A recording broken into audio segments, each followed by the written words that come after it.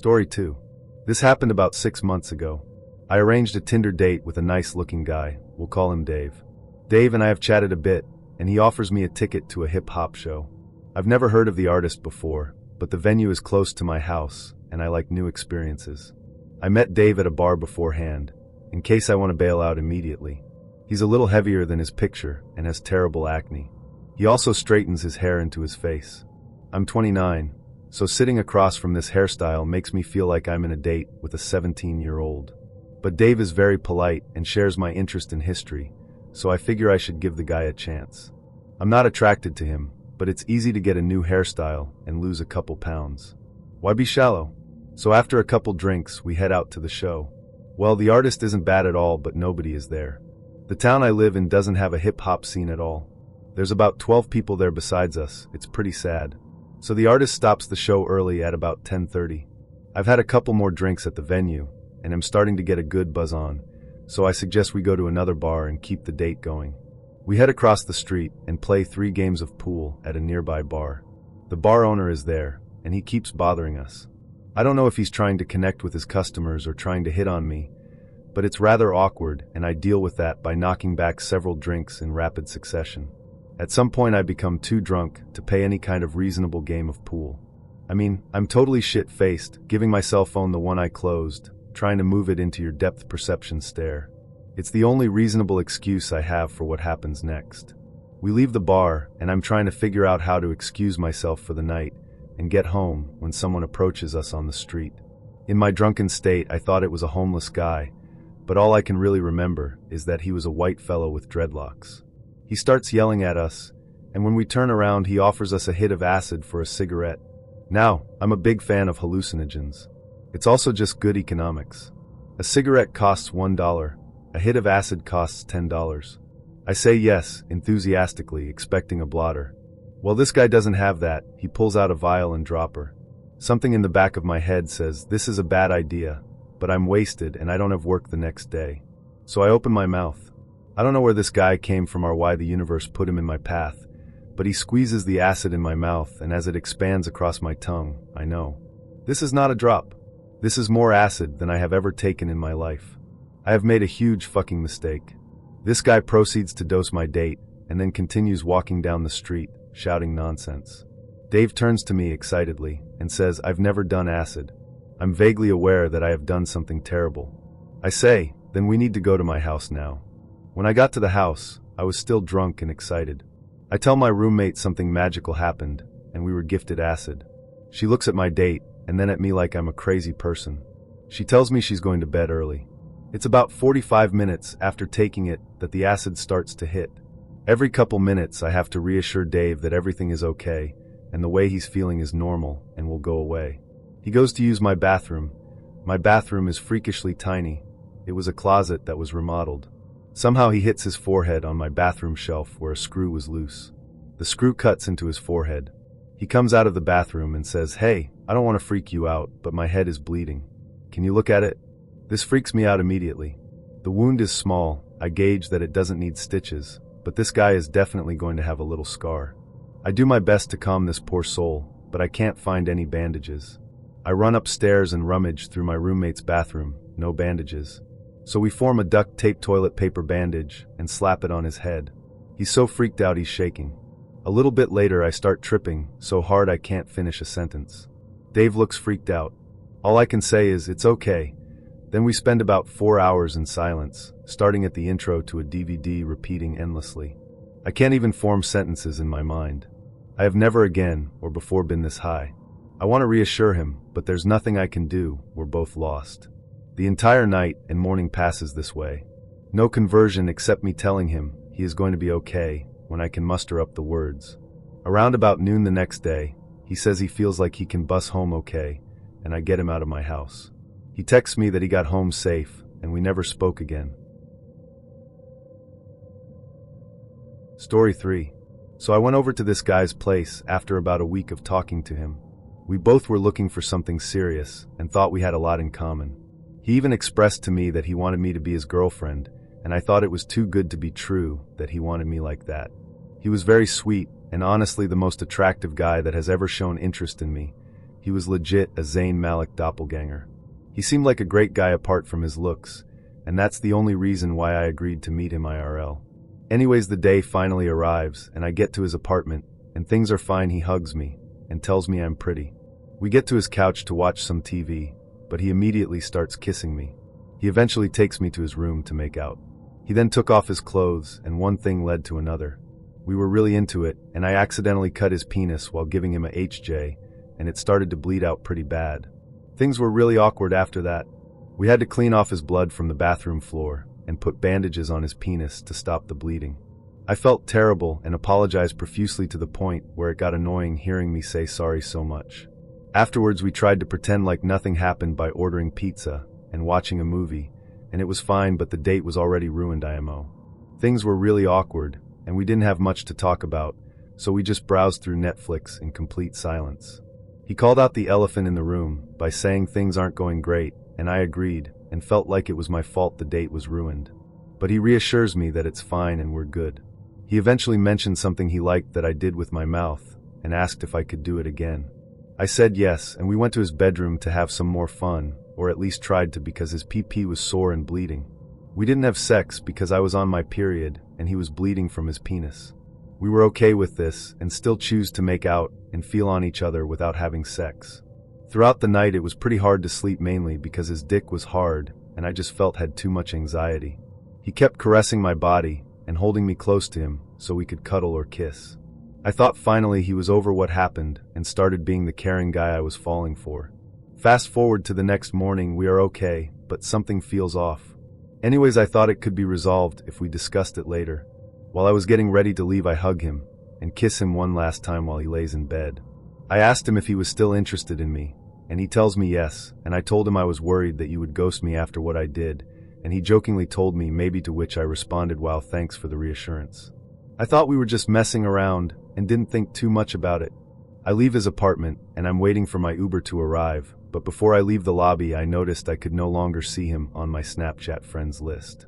I then text him and asked him why he blocked me on Snapchat, but he also blocked my cell phone number. I was shocked because I genuinely believed him. He would talk about future plans with me, and that's another reason why I thought things were okay. Anyways, he led me on moments before blocking me off everything, and I thought that was a shitty thing to do. I didn't mean to hurt him, and I certainly would understand if he were no longer interested, but I wasn't even worth an explanation.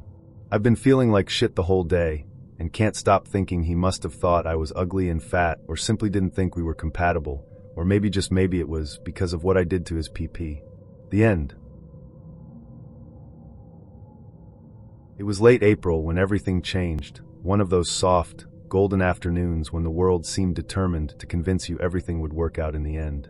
I never expected a casual relationship to unravel in such a bizarre, unsettling way. But maybe spring, with its deceptive warmth and sudden storms, was the perfect metaphor for how Nick swept into my life and left it forever marked. I'd always liked spring in Nashville. The city came alive with cherry blossoms lining West End Avenue, cafes opening their patios again, and music spilling out of every open window in the Gulch. The world woke up, shaking off winter's gloom, and for a little while, anything felt possible. It was in that hopeful mood I first met Nick. I ran a small bookstore in East Nashville, tucked away near the Five Points area. A cozy, quiet place named Novel Idea, filled with worn chairs, stacks of novels, and regular customers who lingered over coffee. My life was calm, predictable even, exactly how I liked it. Then one spring afternoon, Nick walked in. Sunlight streaming through the windows illuminated his dark hair and tattoos snaking up both arms, vibrant colors peeking out from beneath his sleeves. His confident stride and casual smile made him impossible to ignore. Noticing my gaze, he grinned warmly, leaning casually against the checkout counter. "You must be Cassie," he said, extending a tattooed hand. "I am," I replied, cautiously amused. "Have we met?" "Nope. But your assistant Beth recommended you," he explained. "I'm Nick. I just opened the tattoo parlor down the block. Thought I'd introduce myself." I smiled politely, intrigued despite myself.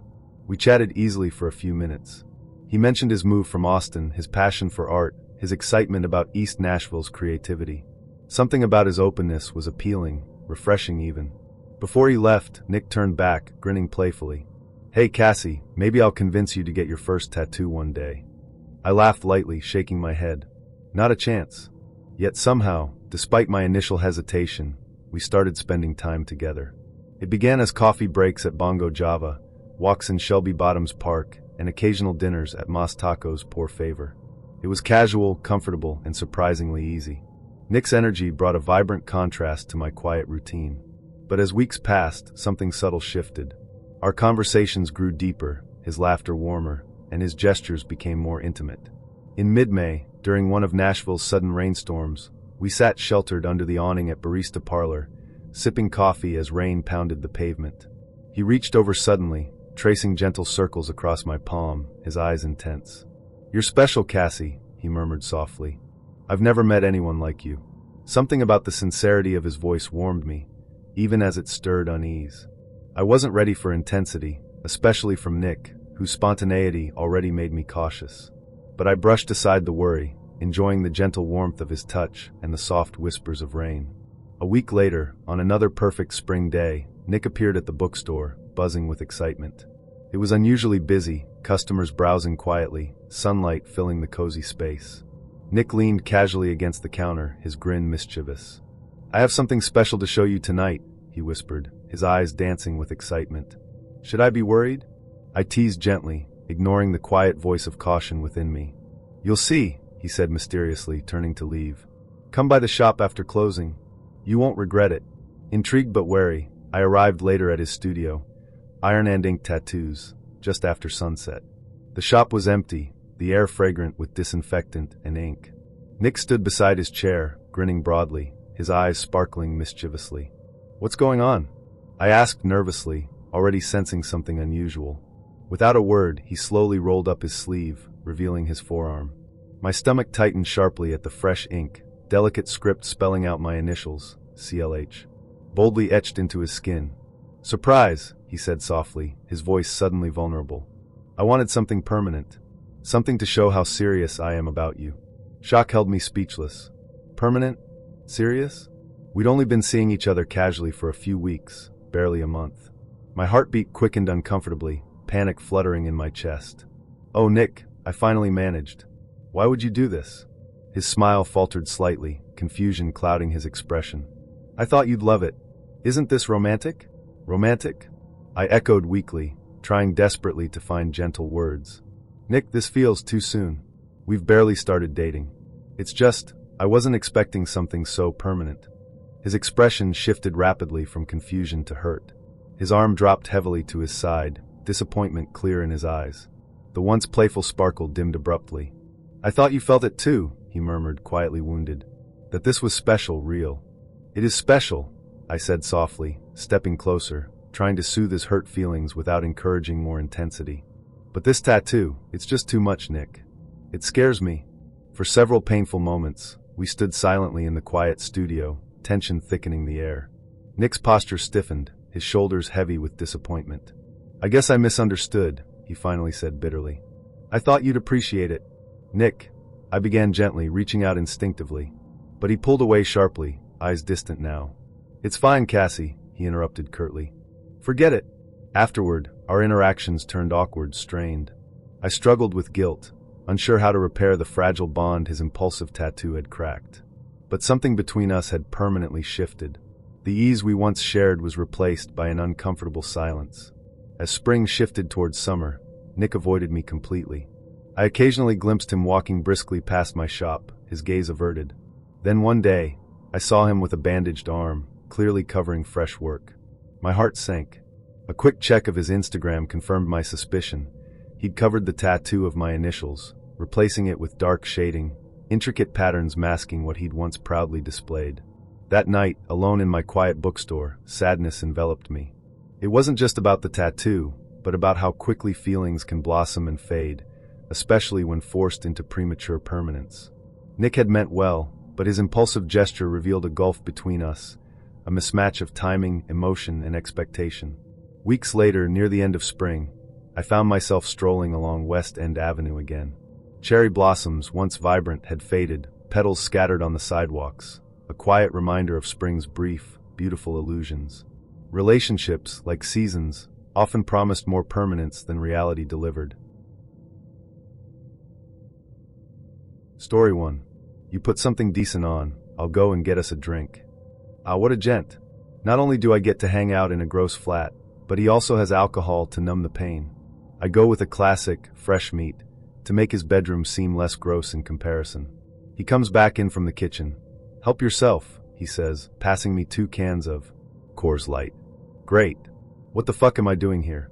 We lay down and pretend to care about the TV for approximately 30 seconds before, as a wise man once said, we get to kissin' and touchin' just a little bit. Not an awful kisser, but certainly not great.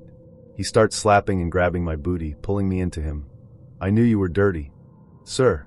Okay, whatever. He clearly watches a lot of videos online. I could be into this if he can back it up, even if I am visibly cringing. Trousers off, immediately followed by the rest of our clothes. Except my top, for some reason. In hindsight, this seems to add to the embarrassment. So now it's very evident he watches a lot of dirty videos and is definitely not able to back his attempts at dirty talk. There's not even a whiff of foreplay before he goes in for the main goal. Immediately my mind wanders, and I'm having to stop myself from asking him whether he's done this before to avoid bruising his oh-so-delicate ego. Slow down, Liam. Name change for obvious reasons. I'm not there yet. Was the only thing I could think of to try and slow this car crash down. That's cool, you take your time. Me take my time. I think this is something to do with you fumbling to try and find my V, attempting to insert your PP into my CLI in the process. Despite valiant attempts to initiate a bit of a warm-up before the big finale, Liam's persistent, and I'm lazy, so I let him continue failing to find the relevant home for his PP. He thinks he's found it and continues to call me a naughty girl, while humping the general area of my thighs and the air around them. I won't lie, Liam, I'm not feeling particularly naughty at this point. In fact, it's taking everything in me not to start laughing, so I burrow my face in his neck in attempt to conceal the sniggering. He thinks he's doing such a good job, and he has such a good body. I don't have the heart to say anything or continue guiding him. He's so pitiful. So like the awful person that I am, I, too, aimlessly shag the space between us, resulting in a weird rubbing of thighs and genitals without actually having been entered at all. I'm not sure why, and it feels very Cat Hernandez of me, but I think there's something mildly pathetic about a naked man and the face they make when finishing. This feeling, needless to say, was echoed pretty violently by the fact that he'd managed to come twice without actually having been inside me, nor me touching his penis in any way, shape, or form. I'm in the flat for no longer than 20 minutes, and, during this time, Liam thinks we've had sex twice. Ready for round 3? He proposes, looking proud of himself. Round 3? I don't remember being notified that the first round had started, and I certainly wasn't aware that it had finished. I'm very much over the weird air shagging by this point, and I'm definitely over being called a naughty/dirty bitch in the process. I'm sorry, I need to go. I've got work in the morning. Never in my life have I left a flat so abruptly. I was out of there almost as quick as Liam came. So quick, in fact, that while I'm waiting for the lift outside, and subsequently howling whilst texting my housemate, Liam resurfaces to hand me my glasses that I left on the floor. I reach out for them awkwardly. Ah, thanks, before vaulting into the elevator to make my great escape. So all in all, my first Tinder date was a breeze. I never thought I'd be the kind of guy who fell for a scheme, especially something that seemed so obviously shady in hindsight.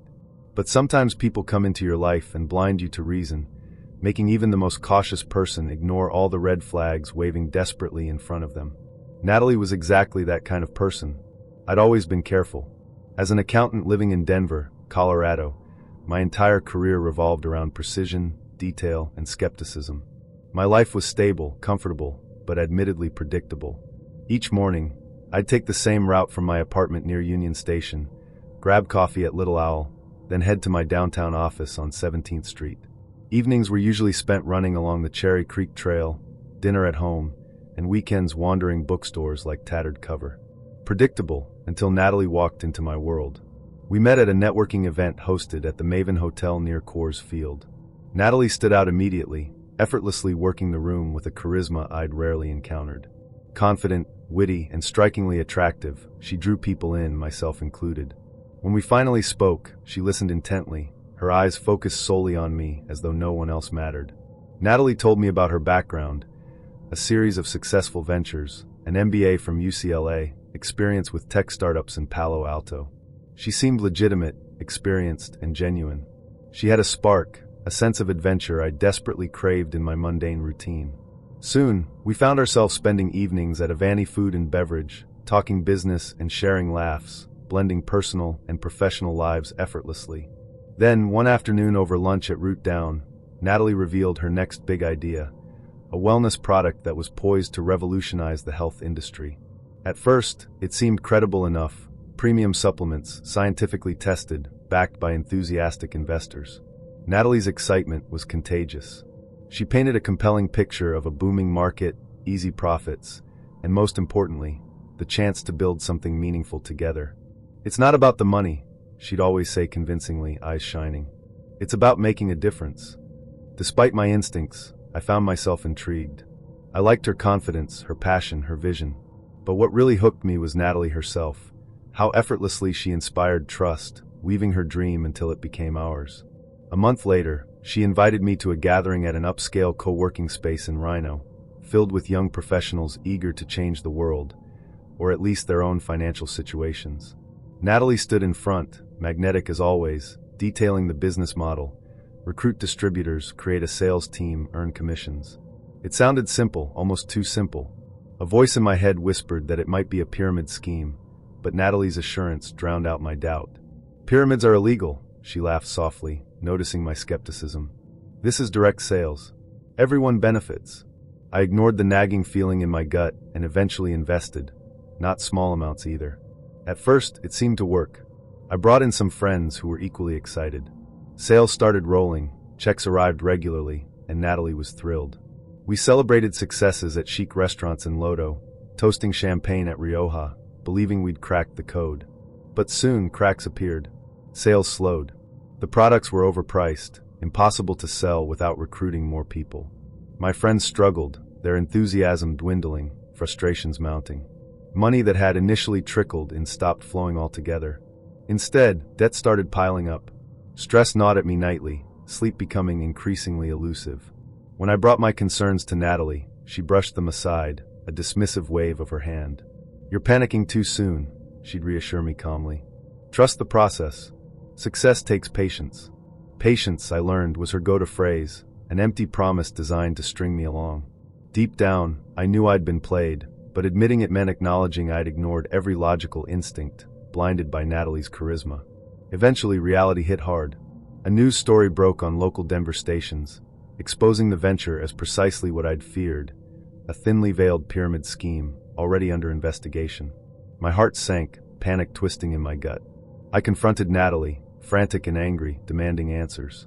She barely reacted, calmly sipping espresso at Crema Coffee House as I laid out my ruined finances, destroyed friendships, and shattered trust. Her response was cold, distant, a bitter truth she no longer cared to hide. "Ethan, you knew the risks," she said dismissively. "It's your own fault you believed it would be easy."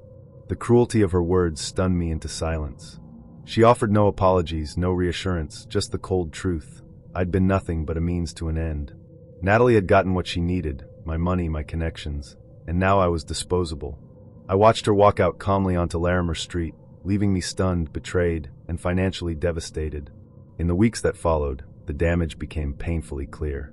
Friends I'd brought into the scheme distanced themselves, hurt and betrayed by my involvement. My carefully built reputation crumbled, leaving me ashamed, humiliated, and alone. The confident, cautious accountant had fallen spectacularly, his judgment completely compromised by blind trust. Natalie disappeared from Denver entirely. Her social media showed glimpses of a new life: San Diego beaches, Malibu sunsets, proof she had moved on easily, untouched by the wreckage left behind. I, however, spent months piecing my life back together, wrestling with the painful realization that I'd let charisma override common sense. Yet, even in my darkest moments, something important became clear. Natalie's betrayal had exposed more than just a financial scam. It revealed a vulnerability within me, a willingness to ignore instincts in the face of charm and persuasion.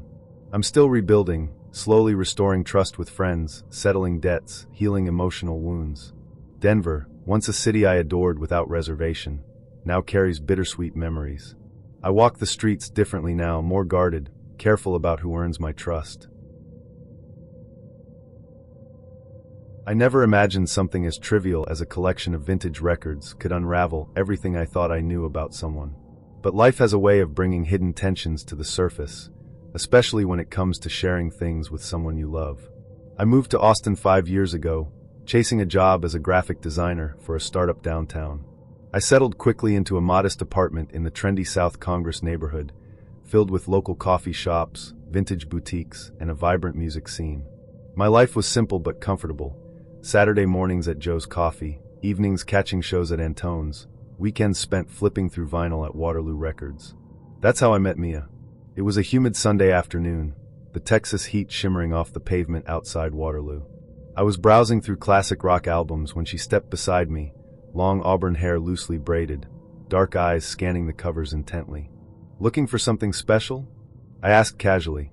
Mia smiled, a bit shyly at first. "Always looking," she laughed softly. That afternoon we talked music, sharing stories over iced coffees at Bennu Coffee, realizing we had more in common than just vinyl records. Mia was witty, creative, and a free spirit who moved from Asheville, North Carolina, to pursue her love of photography.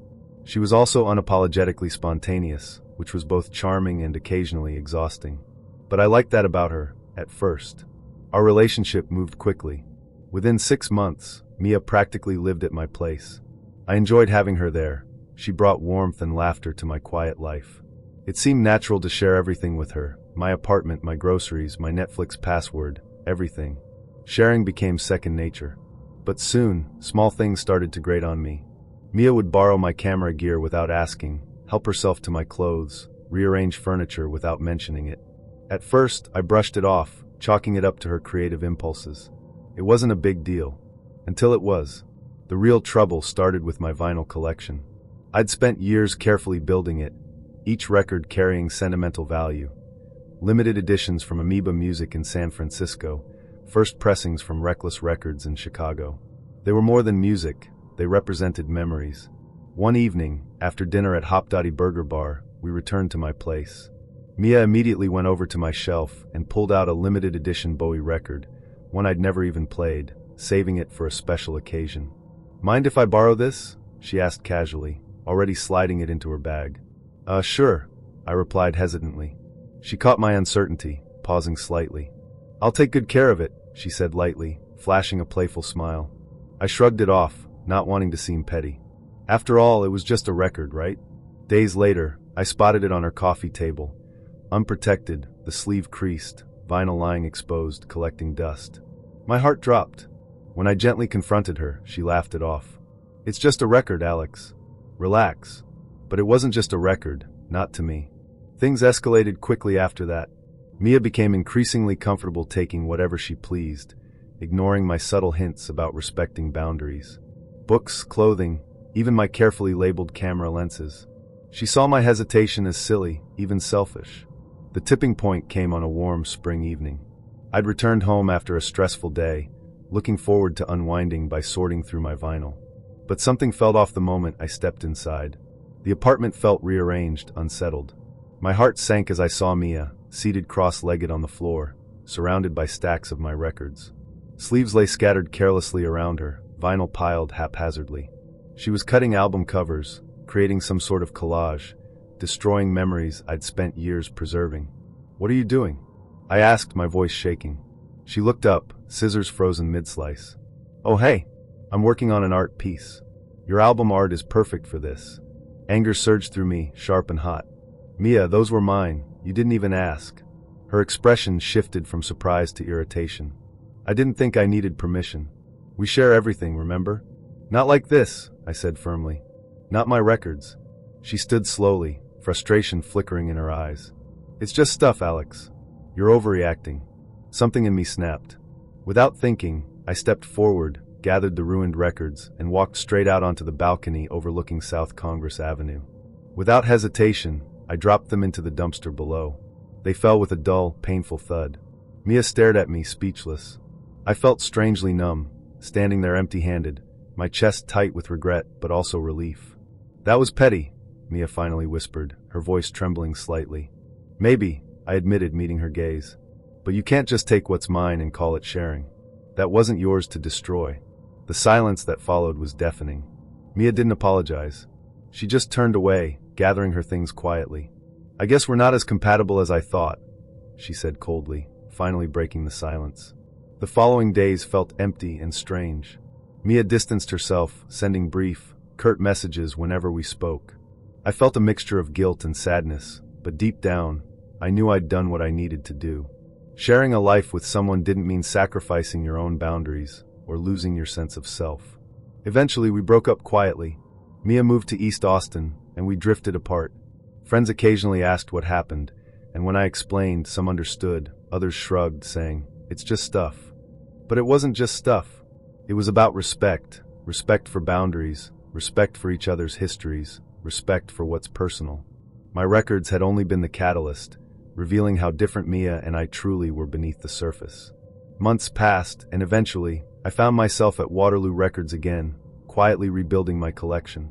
I couldn't replace the memories lost, but I could move forward, choosing carefully who I allowed into my shared spaces. Austin remained my home, vibrant and comforting, but my experience with Mia had changed me. It taught me something important.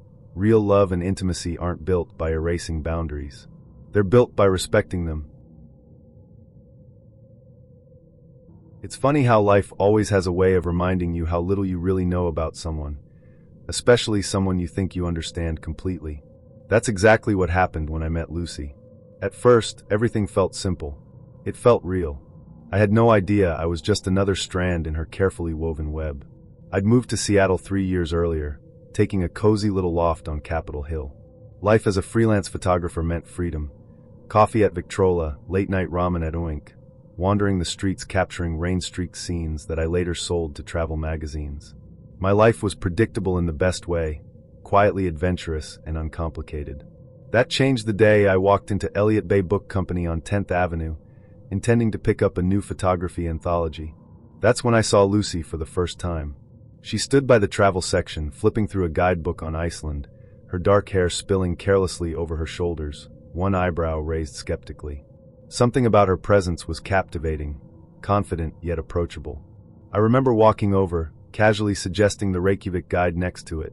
She glanced up at me, smiling playfully, and my carefully balanced life tilted.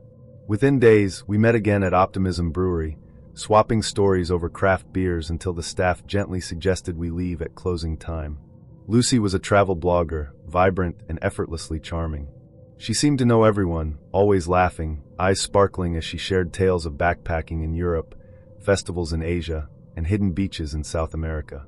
Her life sounded like a highlight reel, exciting yet somehow mysterious. Maybe that should have been my first clue, but I was too caught up to notice. Weeks quickly turned to months, and things were good. Our relationship stayed casual. Comfortable dates at Cary Park overlooking the skyline, street tacos at Tacos Chukis, and afternoons exploring Pike Place Market. Nothing heavy.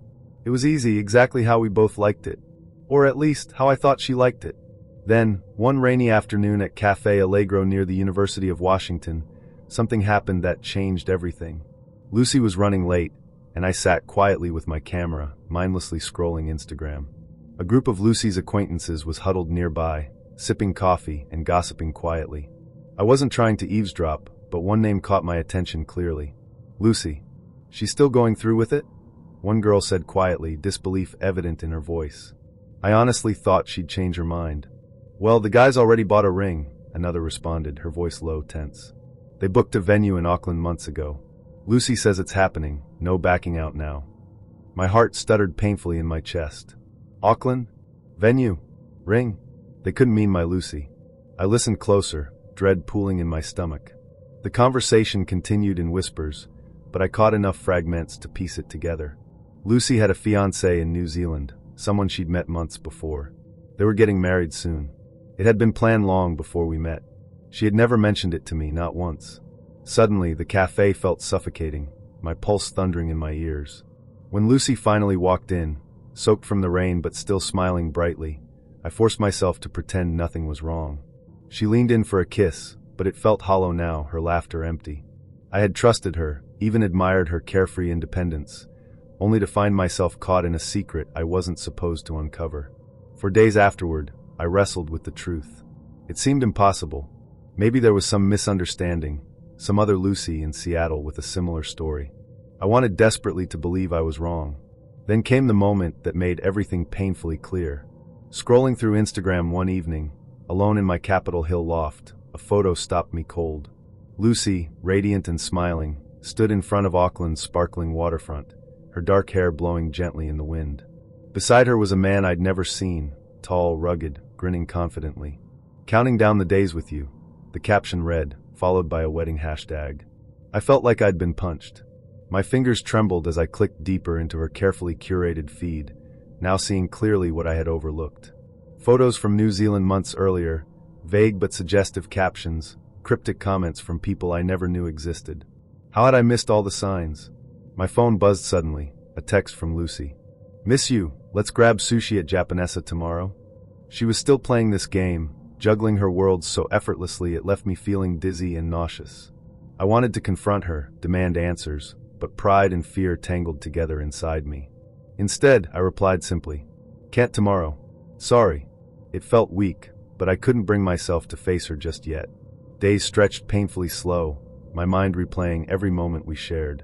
What had I meant to her, if anything at all? A week later, another photo appeared, stopping my heart again.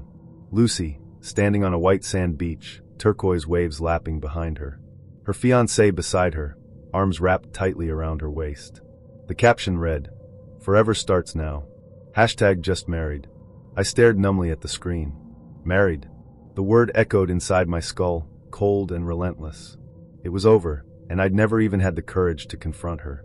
Lucy had simply moved on, stepping gracefully from one carefully planned life into another, leaving me tangled in her web. I didn't reach out again. I didn't know how. Instead, I quietly withdrew, deleting her number, unfollowing her feeds, cutting every invisible thread connecting us. Seattle felt lonelier afterward, my once comfortable routine shattered by unanswered questions and lingering self-doubt.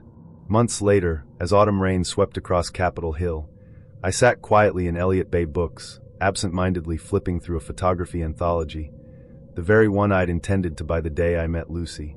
In its pages, I found snapshots of distant places, people with lives entirely separate from mine. It reminded me how little we truly see of the stories unfolding around us. Lucy's web had trapped me briefly but completely, leaving scars hidden behind casual smiles and careful silences. Even now, when I cross paths with strangers in coffee shops or bookstores, I wonder what secrets they carry, what strands they quietly weave. Trust is delicate, easily broken, and impossible to fully restore once lost. Lucy taught me that, and while the bitterness of betrayal has softened over time, its lesson remains sharp. People can hide entire worlds behind smiles and laughter, carefully maintaining illusions until the truth finally surfaces. Seattle is still my home, still familiar, but something in me changed. I wander the city streets with a photographer's eyes, more observant now, recognizing that beneath every casual encounter might lie a carefully concealed truth. Each person we meet holds their own stories close, beautiful, painful, complex, and the boundaries between sincerity and deception are thinner than we ever dare to imagine. Lucy's web unraveled my trust, but in the process, it opened my eyes. I never thought something as simple as voicemails could unravel my entire life. I've always been the type to dismiss romantic gestures as cheesy or superficial, cute but unnecessary. That changed the day Lorelei walked into my classroom at Sunset Middle School in Portland, Oregon. It had been a rainy Tuesday afternoon, typical Portland gloom, and I was packing away sheet music after my last music class. The squeak of damp sneakers on the polished gym floor told me someone was there before I saw her. Lorelei stood quietly near the door, clutching a pile of books, a bashful smile on her face. She was the new librarian at Sunset Middle. Quiet, quirky, and the exact opposite of my usual type. I wasn't looking for anything serious, but something about her drew me in. Lorelei was different. Maybe it was the way she fumbled nervously with her glasses whenever she spoke, or the way she'd laugh a little too loud at my jokes. Whatever it was, it worked. Our first few weeks together were casual and comfortable. Coffee at Stumptown on Belmont Street, exploring Powell's books downtown. Easy, relaxed dates that never felt forced. Then came the voicemails. At first, they were innocent and charming. Lorelei would leave short messages about a funny thing that happened during her shift at the library, or just to remind me about our dinner plans at Screen Door on Burnside. I liked it. I wasn't used to someone thinking about me during the day, let alone reaching out to share little moments. It made me feel special in ways I hadn't felt in a long time. But soon, the voicemails began to pile up. At first, it was one every few days. Then it became one every single day. Sometimes 2 or 3 in a single afternoon. And they weren't just quick messages anymore. They began to stretch into minute-long monologues. Eventually, each voicemail lasted several minutes, then longer. I remember one rainy Saturday morning vividly. I just picked up a fresh cup of coffee from Blue Star Donuts in the Pearl District, walked back to my old Subaru parked on Everett Street, and saw my phone flashing 3 missed voicemails, all from Lorelei. I played them one after another as I drove home along Hawthorne Boulevard, my stomach nodding as each message grew longer, more intense. She talked about every detail of her day, the books she shelved, the students who visited her in the library, the mundane details of a faculty meeting. Then, she'd slip into how much she missed me, how she counted minutes until we'd meet again. She was earnest, sweet even, but something felt off. It was too much. My phone had become a digital diary of her day, every thought spilling over uncontrollably. At first, I shrugged it off. Maybe she was just lonely, I reasoned. She'd moved here from a small town in Minnesota, still adjusting to Portland's eccentric ways. But then, I noticed a change in Lorelei's demeanor. She grew anxious whenever I didn't respond quickly. She'd nervously ask if I'd listened to her latest message, eyes wide, fingers fidgeting nervously with her cardigan sleeves. One evening, after dinner at Fire on the Mountain on Burnside, I decided I had to say something. We sat across from each other, half-eaten wings cooling between us while rain blurred the windows. I chose my words carefully, gently explaining that I enjoyed hearing from her, but didn't need so many detailed messages every day. Lorelei seemed fine, nodding quietly, saying she understood. "I'm sorry, Finn," she said softly. "I'll dial it back. I promise." I believed her. For a while, things seemed okay. The messages slowed, and our relationship briefly settled back into its comfortable rhythm. But a week or 2 later, I felt her pulling away. We saw each other less, and when we did, something felt strained. She spoke less, smiled less, her green eyes no longer lighting up when we met after work. At first, I assumed she just needed space. Maybe she was embarrassed or hurt. I gave her time, hoping she'd eventually come around. But then I started noticing strange things happening around my apartment near Laurelhurst Park. Books moved slightly out of place, missing notes for music lessons I'd prepared earlier in the week. Nothing big, just oddities. Then came the day everything changed. It was another cloudy afternoon. I returned home from teaching at Sunset Middle, expecting to find the usual quiet solitude of my apartment. Instead, when I opened the door, my chest tightened.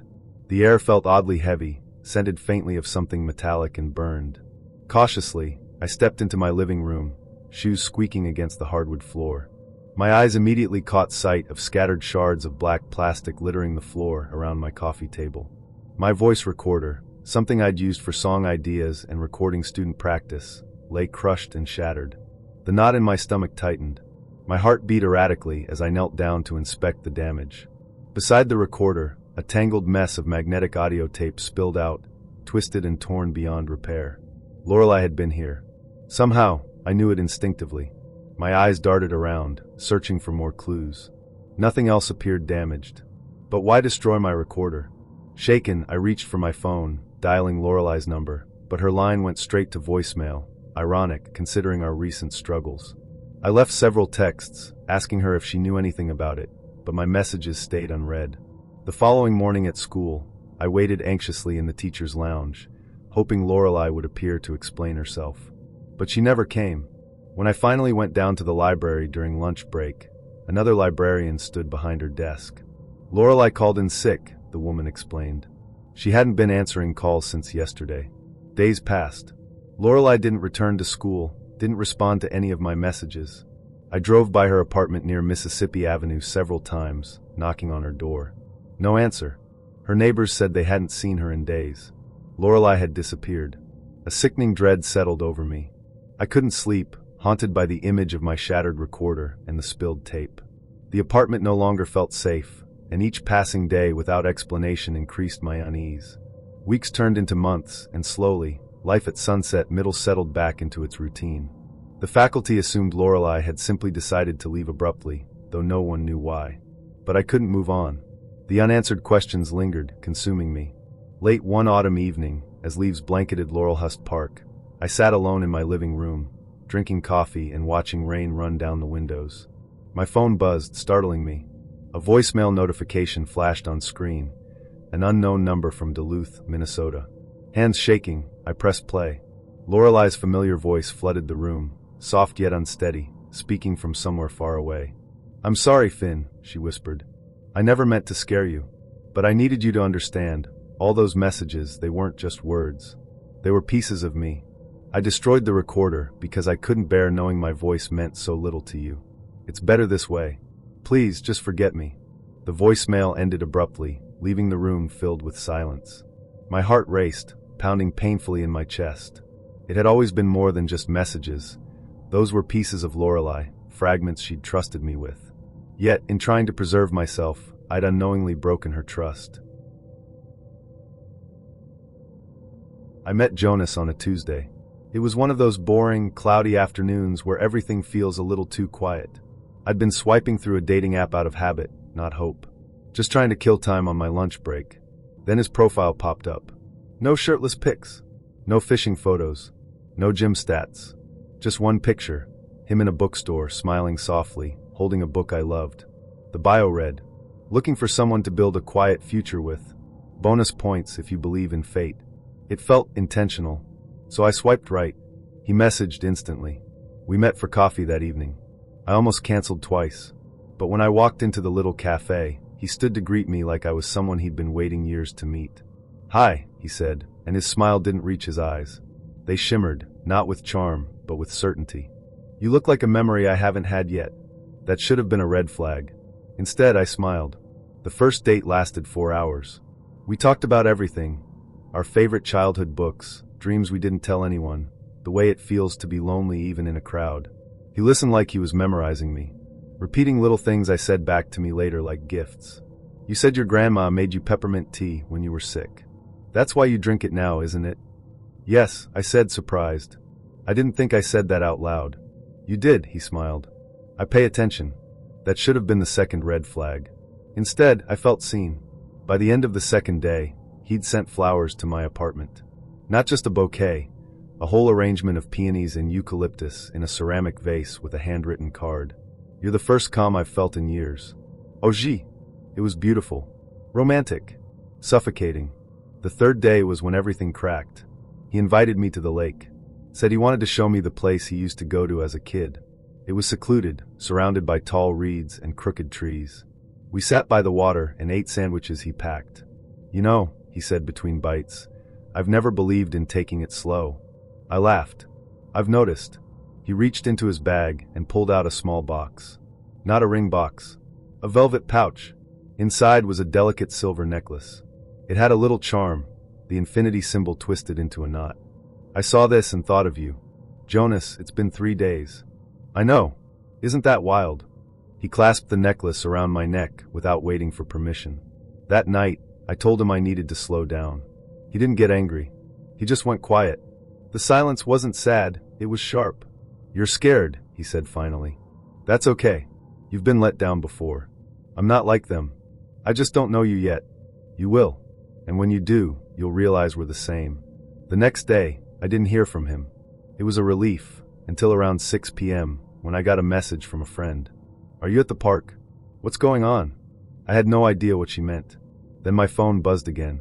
Another message. A picture. Jonas. Standing in the middle of the local public garden. Holding a bouquet. In front of a crowd. Next text. "Girl, is he proposing to you right now?" I got there in 10 minutes, heart pounding. The park was buzzing. Dozens of strangers. Some filming. Some confused. And there was Jonas, standing beneath a white arch someone had clearly helped him set up. Rose petals on the grass. A Bluetooth speaker playing a violin cover of Can't Help Falling in Love. He spotted me. Smiled. Then dropped to one knee. 3 days, he said loudly.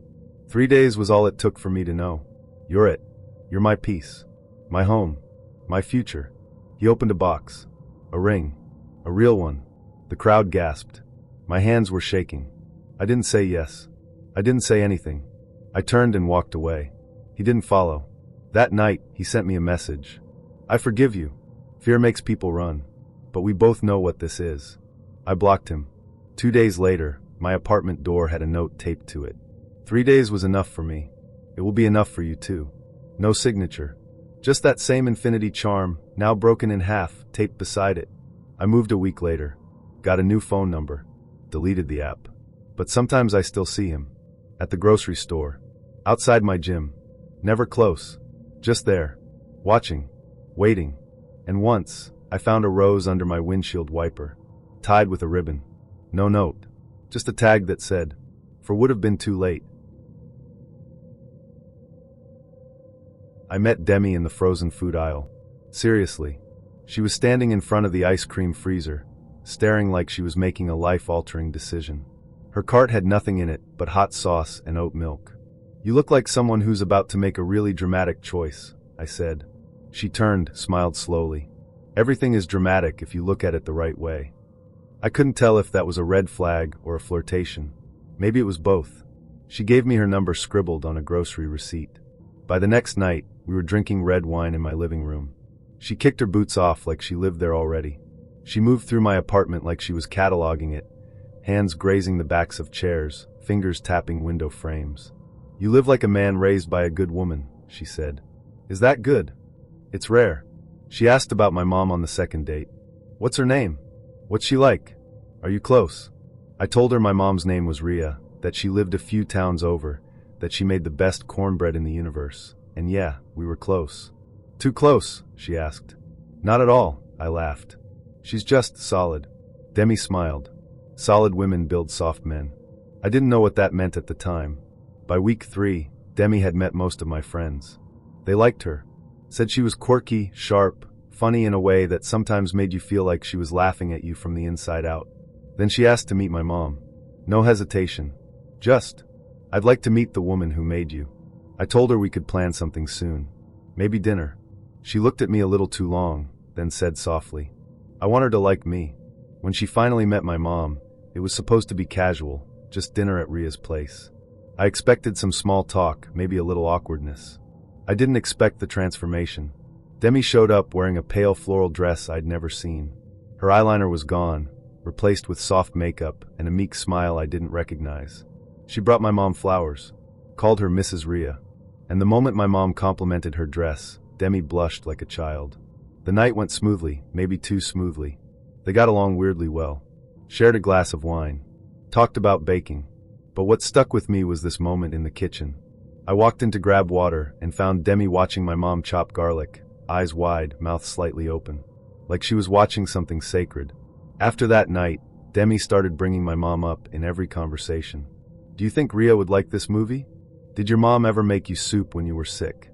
Your mom has such a calming presence. Do you think I do?" At first, I thought it was sweet. Then she started texting my mom. I hadn't given her the number. When I asked how she got it, she shrugged. "You left your phone unlocked." "I just copied it." I told her that wasn't okay. She got quiet, then said, "I just feel close to her. I want to learn from her. I want to understand her." I didn't know how to respond to that. Things escalated slowly, then all at once. Demi started dressing like my mom. Same colors. Same soft curls in her hair. She even bought the same perfume. I caught the scent on her scarf one morning. "You're being paranoid," she said when I brought it up. Then she looked at me, completely serious. "Do you miss her when you sleep alone?" I didn't answer, because I didn't understand the question. One night, I came home from work to find Demi in my kitchen, wearing my mom's apron, making cornbread. The smell hit me like a fist. "How do you know her recipe?" "She showed me," Demi said. "We've been texting." I walked over, looked in the pan. She smiled.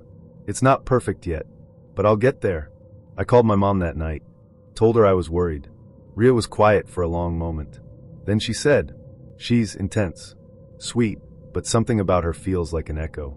I asked what she meant. "She doesn't want to be close to me," Rhea said. "She wants to be me." I tried to break things off the next day. Demi cried. Not like a girlfriend, like a child being abandoned. "You're choosing her over me," she said. "And I get it. She's the original. I'm just the copy." "That's not. Do you still wish you could crawl into her lap and disappear?" That was the last thing she said before walking out. I blocked her number. Deleted the photos. Tried to forget, but it didn't end there. A week later, I visited my mom. She was shaken. She came here. What? She knocked on the door wearing that apron. Said she needed to talk. Said you belonged to her now. What did you do? I closed the door, Rhea whispered. But I could hear her breathing outside for 10 minutes before she left. That night, I found a note taped to my apartment door. She fed you. I made you. That means something. No signature. Just a sprig of dried rosemary taped to the top. My mom uses rosemary in her cornbread. I haven't seen her since. I've moved. Rhea changed her number. But every now and then, I get a letter. No return address. Just perfume on the paper and messages like, I would have been a better version of her. You should have let me keep you safe. Mothers love unconditionally. I was ready to prove that. I met Cashin on a Thursday. Not a special Thursday. Just one of those post-work, half-scrolling, half-hoping kind of nights. The apps were the usual carousel of sameness, over-filtered smiles, cryptic bios, photos that looked like they were trying too hard or not enough. But Cashin's profile was quiet. A black and white photo of him on a ferry. Wind in his hair, eyes half closed like the light was too bright. No gym selfies. No dog pics. His bio just said, looking for something real before I forget what that means. I messaged him first. He responded 5 minutes later with, it's strange that being honest feels like a risk, isn't it? We met 2 days later at a bookstore cafe. He wore all black, jeans, turtleneck, even his boots. He smelled like cedar and a hint of clove, and he looked at me like I was something he wasn't sure he deserved to touch. The conversation flowed effortlessly. He was funny but not performative. Smart but unassuming. He said he worked in design, didn't talk much about it. Asked me more questions than he answered himself. I liked that. He was a little guarded, but in a way that felt safe. The first month was near perfect. Dinners, long walks, slow kisses in the dark corners of my apartment. He was affectionate but never pushy. He never rushed intimacy. When we did get physical, it was soft, intentional. Like he was memorizing how it felt rather than chasing release. He didn't talk about his past. When I asked if he'd been in love before, he said, not the kind that lasts. But maybe that's the only kind that's real. I remember thinking that was beautiful. Now it just feels like a warning I missed. I started noticing things in the second month. Nothing obvious. Just little slips. He'd avoid holding hands in public. Flinch slightly when I reached for him if others were nearby. One night, while scrolling through Instagram, I stumbled onto a photo. It was him. With someone else. A man. Their heads pressed together in a bar laughing. It wasn't tagged. But the post was from just a few weeks before we met. I asked about it. He paused, then said, that's my friend. He means a lot to me. That was it. No explanation. Something about the way he said it felt hollow. The cracks deepened. Cashin became more distant when we were around my friends. He never wanted to meet my family. Every time I brought up anything serious, he would pivot. He'd say, why ruin something real by labeling it? I started feeling like a guest in my own relationship. The warmth was still there, but only in private. Like we were acting out a love story that couldn't survive daylight. Then I met Julian. Completely by accident. I was at a gallery opening. A friend invited me. Cashin said he had work. Julian introduced himself near the bar. Tall, charismatic. Instantly familiar in a way I couldn't place. Do I know you from somewhere? I asked. He smiled. I doubt it. Unless you date ghosts. We talked for a bit. He mentioned he worked in design, too. And then casually, as if testing the air. You know Cashin, right? My stomach dropped. I nodded. Julian swirled his wine. Funny. I didn't realize he'd started dating again. My mouth went dry. Again? He looked at me, eyebrows raised, and said carefully, he and I were together for 3 years. I couldn't breathe. Julian kept talking. He didn't tell you, did he? I left the gallery and went straight to Cashin's place. He opened the door wearing that same unreadable half-smile. I ran into Julian, I said. He froze. Just for a second. Then nodded slowly. I thought you might, eventually. Why didn't you tell me? He exhaled. Because that version of me doesn't exist anymore. What does that even mean? He leaned against the doorframe. I was someone else with him. Someone I don't want to be again. Why? He looked at me. Not with anger. Not with fear. But with something colder. Shame. Because he loved the parts of me I was trying to erase. That night, I couldn't sleep. I stared at the ceiling and tried to make sense of who I'd been loving. Was any of it real? Or was I just a mask he wore to forget the one he hated? Over the next week, things unraveled. He stopped responding to texts. When I finally got him on the phone, he said, "I can't be what you think I am. I thought I could. I'm sorry." Then he hung up. That was the last time I heard his voice. But not the last time I saw him. 3 weeks later, I went to a party with friends. And there he was, in a corner, with a woman, smiling, laughing, touching her back like he used to touch mine. I didn't confront him. I just watched. And something inside me cracked. Not because he'd moved on, but because it was like I'd never existed at all. A few days later, I got a package. No return address. Inside was a mask. Simple. Porcelain white. No expression. Just a note tucked behind it. Sometimes we love people who only show us the face they wish they had. No signature. I never saw him again. Julian and I messaged once. Just once. He said, he does this. Builds versions of himself for the people he thinks can save him. I asked if he ever stopped loving Cashin. Julian replied, "I still do. But not the version I knew. The version he burned. It's been almost a year. Sometimes I dream of Cashin. But not the Cashin I held in bed. The one I never met. The one who lives behind mirrors, wearing masks stitched from silence. He never speaks in those dreams.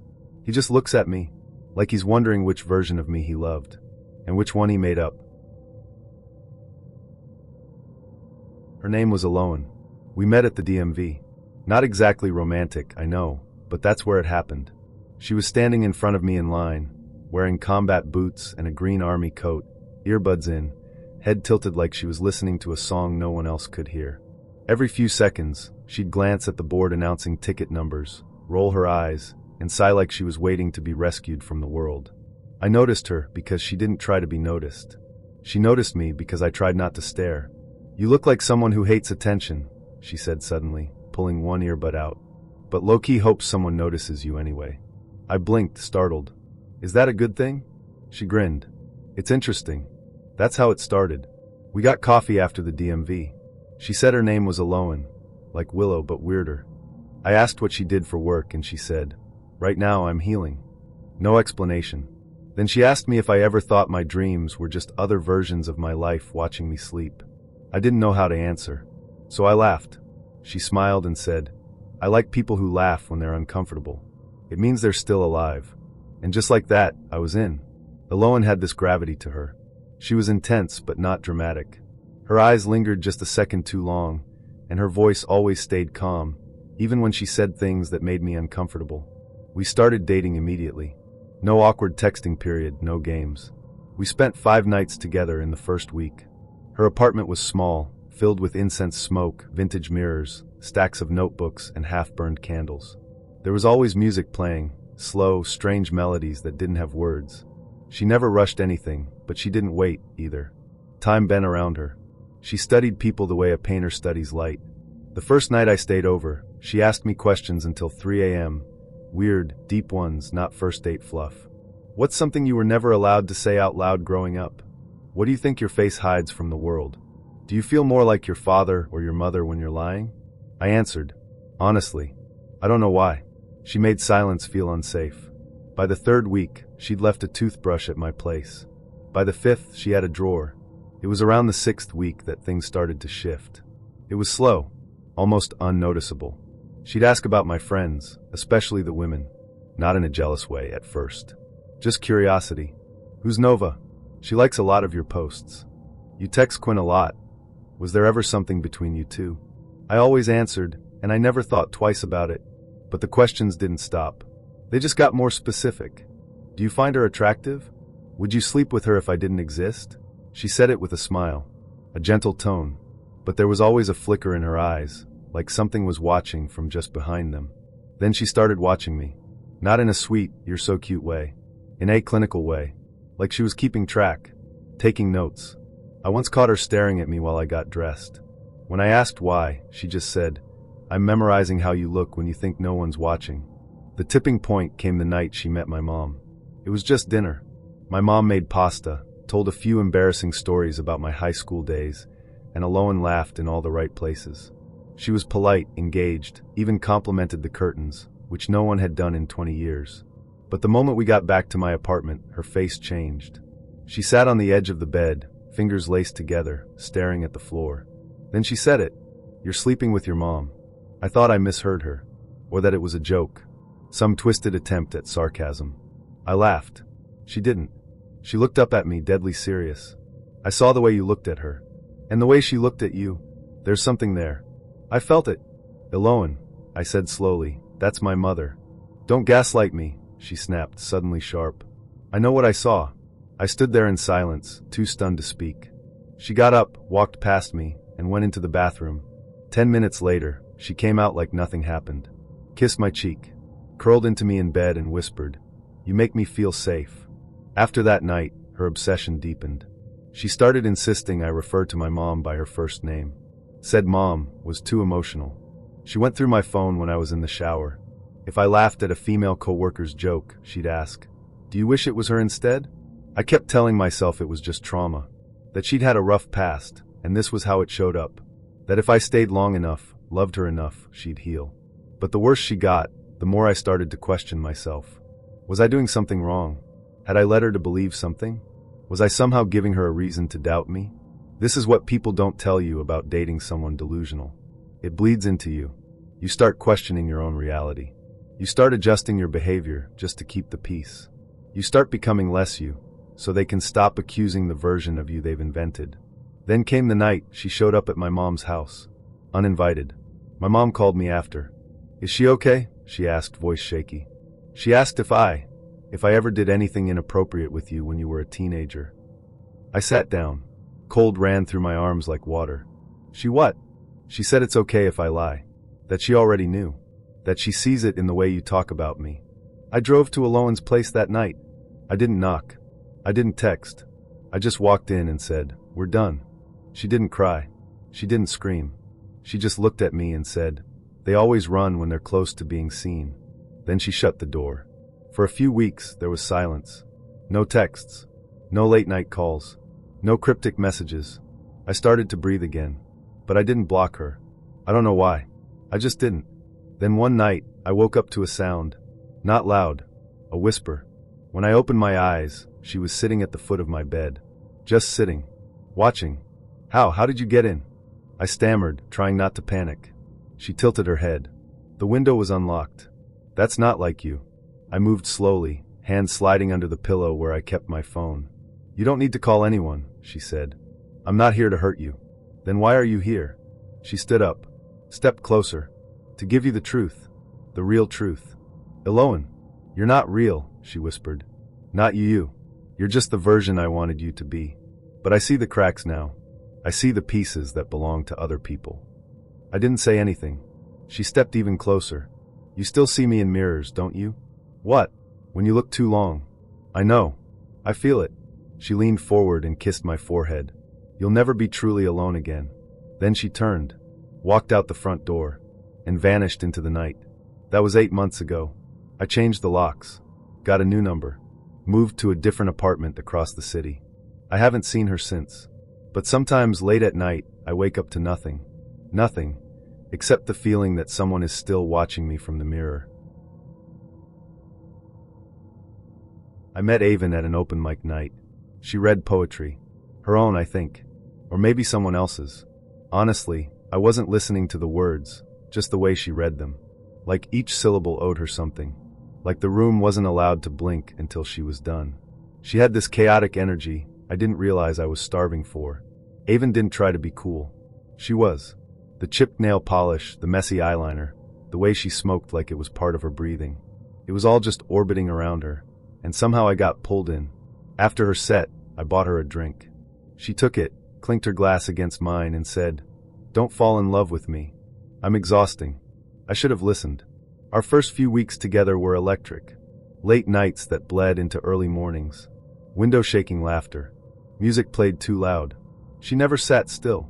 Her idea of a date was sneaking into hotel rooftop pools or playing What's Their Story about strangers on trains.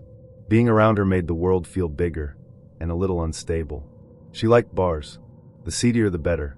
Divey places with too loud music, sticky floors, and bartenders who knew her name. She drank. Not socially. Not to unwind. But like she was chasing something that kept getting just out of reach. Still, she was fun. And when you're having fun, It's easy to look past the red flags waving like parade banners in a hurricane.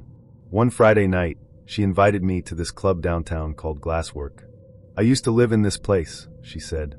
I'm kind of a legend. I laughed. You're full of it. She winked. Come find out. We got there around 10:30. The music hit like a heartbeat through the pavement. Purple lights pulsed inside. It was one of those places where time doesn't work right. You walk in and lose 2 hours without noticing. Avon was immediately in her element. She ordered us tequila. Then more. Then something blew that burned my throat. We danced. We laughed. We screamed lyrics neither of us knew. Then something started to shift. She stopped dancing with me and started dancing at people. Guys. Girls. Anyone nearby. It wasn't flirtation, it was provocation. She climbed onto the edge of the DJ booth at one point and howled. I tried to pull her down. She shoved me away. Don't babysit me, she snapped. I'm not your ****ing project. Then she kissed me so hard I tasted blood. That should have been my cue to leave. But I didn't. We were at the bar when it happened. She was spinning, laughing, sloshing her drink across the counter like it was part of some dance. I turned to grab napkins, and in that second, I heard a glass shatter. Not the accidental kind, the violent kind. I looked up. She was holding the neck of a broken bottle. A man nearby was bleeding from the arm, eyes wide in disbelief. It all happened so fast, security yelling, people backing up, hands grabbing her. She screamed something incoherent as they dragged her outside. I followed. The bouncer wouldn't let her back in. He said they'd call the cops if we didn't leave. She laughed in his face. We walked home in silence. Her knuckles were bleeding. She hadn't noticed. When we got to my place, she walked straight into the bathroom and threw up. I brought her water. She stared at it like it offended her. Do you think I'm crazy? She asked, voice hoarse. I didn't answer. The next morning, she acted like nothing happened. She stretched, made coffee, kissed my cheek. I think I lost an earring, she said. I stared at her. You attacked someone, Avon. No, she said. I defended myself. I saw it. She didn't respond. Just walked to the sink and washed her hands. The blood from her knuckles swirled down the drain like ink. I didn't break up with her that day. Or the next. I told myself I was figuring it out. That it was a one-time thing. That maybe she just needed help, not judgment. She apologized in texts. Long paragraphs. Voicemails at 2 a.m. You make me feel safe, she said. I've never had that. But her drinking didn't stop. And her rage had teeth. 3 weeks later, she came over drunk. I told her I didn't want to go out. She laughed. That's why you're boring. When I didn't laugh back, she threw a glass at the wall. It missed me by inches. It didn't shatter. That almost made it worse. The last night I saw her, she showed up at my door barefoot, crying. Her hands were shaking. There was blood on her shirt, but I couldn't tell whose. She said, I'm scared of what I am when you're not around. I let her inside. She fell asleep on my couch. I stayed up all night. In the morning, I wrote a note. I told her I loved her, but I couldn't keep cleaning up the aftermath. I left before she woke up, blocked her number, moved 2 months later. I met Sarah at a rooftop art show on a Thursday night I wasn't supposed to be at. I'd RSVP'd to the event weeks ago out of politeness, planning to flake, but work ran late, and I figured why not. Free wine, abstract sculptures, and a crowd pretending to understand the space between shadows. She was standing alone, sipping white wine from a paper-thin glass, gazing at a painting that looked like someone had had a nervous breakdown with a can of black spray paint. She didn't look bored, though. She looked still. The kind of still that makes you question your own movements. You see anything in it? I asked, trying to break the silence. She looked at me without turning her head. Her eyes were almost colorless in the low light. I see someone pretending they don't want to be seen. I laughed. The artist or the viewer? That earned me a smirk. You tell me. We talked until the lights dimmed, and someone clinked a glass for last call. Her name was Sarah, short for Seraphine, which she told me reluctantly, like it was a secret she didn't give away often. She didn't give much away at all, actually. And maybe that's why I liked her. We started seeing each other soon after. I didn't even wait the usual 3-day text window, or play it cool. I just asked if she wanted to get coffee the next day, and she said yes. From the beginning, it was slow burning, careful, elegant, like a book you only read in the quietest part of the night. Sarah didn't overshare. She never talked about exes or her job in detail. She worked in restoration, art, furniture, architecture. Something like that. She liked things that had to be examined gently. She listened. She asked questions that made me think. What did your bedroom look like as a kid? Do you trust your memories? And when I asked her things in return, she answered just enough to make you believe you knew her, until you realized she hadn't really told you anything at all. She had a one-bedroom apartment on the edge of the city. Sparse but beautiful. Dark wood floors, pale curtains, a dozen houseplants, all perfectly thriving in filtered sunlight. She lit candles with long matches and played ambient jazz on actual vinyl. It all felt very curated, but never fake. We started sleeping over at her place after 2 weeks. She never once stayed at mine. The first time I noticed something strange was a month in. We were sitting on her couch, sharing a glass of wine, when I glanced down the hallway and saw a door I hadn't noticed before. Not the bathroom, not her bedroom. Another door, painted the same pale ivory as the walls, almost designed to disappear. What's in there? I asked casually. She didn't even look. My studio. Oh, what do you paint? Memories, she said. Then changed the subject. After that, I started noticing how she always kept that door locked. Always. I joked about it once, calling it her secret dungeon. She smiled tightly. Not everyone wants to be seen all the way through. A few weeks later, I started staying over while she was at work. She'd leave keys on the hook, tell me to make myself at home. I never went near the locked room. Not until the day it wasn't locked.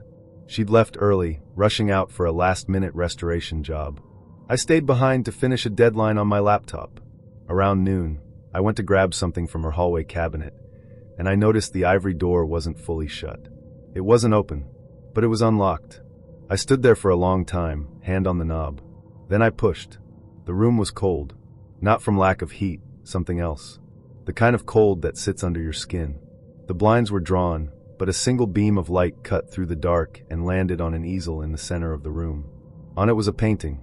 Of me. Not photorealistic, but close. Stylized. Off. The features were slightly distorted. My nose a little too narrow. My mouth twisted upward in a way that felt mocking. The eyes were blacked out completely. Underneath, written in delicate script. Version 4, ideal until cracked. I didn't move. My lungs forgot what to do. There were more canvases leaning against the walls, each painted with a different man. Different faces. Different titles. Version I too loud. Version 2 grew teeth. Version 3 didn't fit. Each one had red notations around the margins. Traits. Judgments. Laughs like he's hiding. Too agreeable. Wants to be devoured, not understood. I turned slowly and saw a journal on the nearby shelf. Open to a page. My name at the top. Beneath it, malleable. Patient. Wants answers but afraid to ask. May last longer than the others. I backed out of the room. Closed the door gently. Didn't lock it. When Sarah got home that night, I was already packed. She didn't ask why. She just looked at me for a long time and said, "I thought maybe you wouldn't open it." I didn't mean to. But you did. I waited for her to get angry. She didn't. She smiled, like someone realizing a dream was ending. "It's always the quiet ones who look the deepest," she said. Then turned away. I left without another word. I didn't hear from her for 3 months. Then one night, I got a link in an email with no subject line. Just a private invitation. A gallery exhibit. The other room, a study in disintegration. The preview image? My portrait. Framed in black. Centerpiece of the flyer. The caption read, "Memory is flawed. Versions become vessels. This is what remains when they leave." I didn't go, but I checked the gallery's Instagram later that week. There it was. My face. Painted and refracted through her eyes. People were calling it haunting, intimate, viscerally disorienting. One critic wrote, "Why it captures the moment intimacy curdles into surveillance." They had no idea. It's been a year since I saw her. I've moved, changed my number, started locking every door, even the ones inside my apartment. I met Caleb through a friend. Not a dating app, not a bar, not even a setup, just a mutual friend's housewarming party. He was standing in the kitchen alone, sipping beer out of a mason jar and quietly laughing at the chaos around us. He looked like the kind of guy who didn't try too hard to impress anyone. Solid build. Slightly overgrown hair. Wore a plain black tee, like it was the only shirt he owned. He had that kind of calm that made you want to get closer, just to figure out what he wasn't saying. We started talking about books. Or maybe it was music. I honestly don't remember. What I do remember is how easy it was. How fast he made me feel like I already knew him. By the time I left, I had his number saved under maybe. Not because I was unsure, but because I didn't want to jinx how much I already liked him. We went on our first date 2 days later. Coffee turned into lunch, turned into an aimless walk around the neighborhood that ended with me sitting on my front porch wondering how it had only been 6 hours. By the end of the week, we'd had 3 more dates. He texted just enough. Called once. Asked questions, actually listened. He didn't feel like someone I had to perform for. I let my guard down. That's when things started to shift.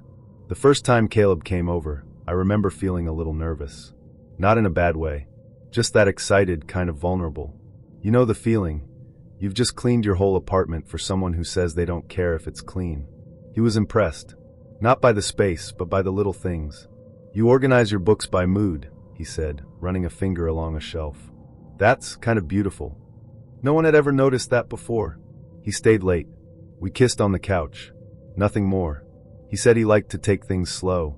And for once, I didn't feel like it was a line. He left around midnight. I locked the door behind him. Or at least, I thought I did. The next morning, something felt off.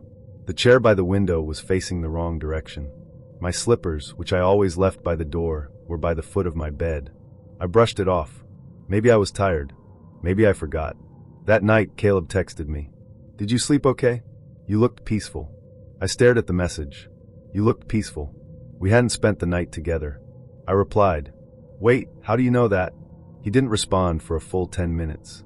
Then, "Oh, I meant last time I saw you. You looked peaceful then." I let it go, even though I felt that twinge in my stomach. That little internal alarm we're taught to ignore. Things escalated quickly after that. Caleb started texting constantly. Not clingy, just present. Always. I'd wake up to good morning texts before my alarm. He'd comment on things I hadn't posted yet, things I'd only taken photos of. "You should wear that gray sweater more often," he texted once. I hadn't worn it in public that day, just around my apartment. Another time, he asked if I'd gotten the grocery delivery I forgot to mention. Little things, but too many of them. I asked if he was nearby. Jokingly, he replied with a winking emoji. I stopped joking. About 3 weeks in, I came home from work and found him in my kitchen. Just like that. He was leaning against the counter, eating an apple. I froze in the doorway. "How did you get in here?" He smiled, easy and calm. "The spare key under your doormat." I hadn't told him about the key. I didn't even remember it was still there. "You what? Why would you come in without asking?" He looked hurt. Genuinely hurt. "I just wanted to surprise you. I thought you'd like it. You said you hate coming home to an empty place." I had said that. Once. Casually. While half asleep. I didn't say anything. I just stood there, trying to decide if this was romantic or terrifying. He stepped closer. I cleaned the kitchen a little. "Hope that's okay." It was cleaner. The sink was empty. My dish towel folded. My fridge reorganized. I told him I had a headache and needed to be alone. He left, reluctantly. That night, I changed where I kept the key. The next morning, there was a note slipped under my door. New spots a little less clever. I stopped responding to his messages. He kept texting. Photos of his lunch. A picture of a coffee mug I'd once complimented. I blocked him. He started emailing me, then mailing actual letters. One every day for a week. They started sweet. "I miss talking to you. Things felt right with you." Then, "I know this doesn't feel right to you, but that's just fear talking." And finally, "You're making this harder than it needs to be." I changed the locks. Installed a camera at my door. Filed a police report, though I knew it wouldn't do much. They told me, unless he threatens you or breaks in again, there's not much we can do. I asked, "Isn't this already threatening?" The officer didn't answer. For a while, things went quiet. No letters. No sightings. I started to breathe again. Slept more than a few hours. Even considered reactivating my social media. Then one night, I woke up to the sound of my balcony door unlocking. It was subtle. A click. A shift in the air. I live on the second floor. I held my breath. No footsteps. No movement. Just the quiet creak of the balcony door swinging inward. And then the smell. His cologne. Subtle. That faint, woody scent I used to like. Now it clung to the air like a warning. I grabbed my phone. Called 911. But by the time they arrived, there was no one there. No signs of forced entry. No fingerprints. Just a note on my kitchen table. I don't need keys to know you. I moved 2 weeks later. New apartment. New number. New locks. No social media. I don't tell people where I live. I don't go to the same coffee shops. Sometimes I wake up at 3 a.m. and check the closet. Other times, I find the salt shaker turned the wrong way, or a pair of socks folded exactly how I used to do it. I try to tell myself it's nothing, that it's in my head, but I never forget the way he said it. I don't need keys to know you. I met Maya on a night I wasn't supposed to be out. I had just gotten out of a long, emotionally dead relationship and swore I'd take a break from dating. I wasn't even looking to meet anyone that night. I just tagged along with a friend who convinced me that getting drunk and dancing was cheaper than therapy. Maya was standing by the bar, laughing with the bartender like they were old friends. She had this kind of wild beauty, black lipstick, too many rings, leather jacket with one sleeve rolled up. The kind of person you notice even when you're not looking. She caught me watching her, raised her glass like a dare. We talked. She told me I looked quiet in a suspicious way, which I still don't know how to take. But I laughed. That's the thing about Maya. She had this way of making everything feel like the beginning of a story. Like anything could happen, and you'd probably survive it. We danced. She pulled me close without asking. And when the lights came on, she asked me if I wanted to go somewhere less fluorescent. That was the start. Our first few weeks were a blur, in the best and worst way. She was intoxicating, both in personality and in the way she lived. Every day was a spontaneous road trip, a pop-up dinner party, a dive bar at midnight just because the moon looked too smug. She'd show up at my apartment with a six-pack and a head full of chaotic ideas. I told myself I liked the spontaneity, that I needed someone like her to drag me out of my shell. But the truth is, from the very beginning, I was trying to keep up. She drank. A lot. Not in a sloppy, falling over kind of way. In a controlled burn kind of way. She knew her limits and ignored them on purpose. I started drinking more too. Not because I wanted to, but because it was easier than saying no. Maya made everything feel like a challenge. A little competition, even in things that didn't need winners or losers. The night everything changed started like every other good bad night, with shots and music. She'd gotten us into this exclusive party at a rooftop club in the city. One of those places with $30 cocktails and neon glowing walls and DJs who wear sunglasses at midnight. She wore a silver dress and glitter on her cheekbones. She looked like a comet made human, and she was already a few drinks in when I got there. "I've missed you all week," she said, pulling me in for a kiss that tasted like gin and smoke. I knew she was lying. We'd seen each other 2 nights ago. But that was Maya. Her truths bent with the music. She pulled me to the dance floor, and for a while it felt good. Easy. Loud. Electric. But as the night wore on, something shifted. Her movements became more erratic, sharp turns, sudden drops to the floor, bumping into people like she didn't notice them at all. I tried to slow her down. "Maybe some water?" She waved me off. "Don't kill the night, babe." Her eyes were glassy now. Wide. A little too wide. We went back to the bar, and I told the bartender to cut her off. He nodded. But the moment he turned around, she stole someone else's drink and downed it without flinching. "Maya, what the hell?" She smiled. "Adapt or die, sweetheart." I laughed, but it felt hollow. It wasn't until we were outside, waiting for the rideshare she refused to call, that things really fell apart. She was pacing, talking about how the night wasn't finished yet, and how we should hit another bar, find something grittier.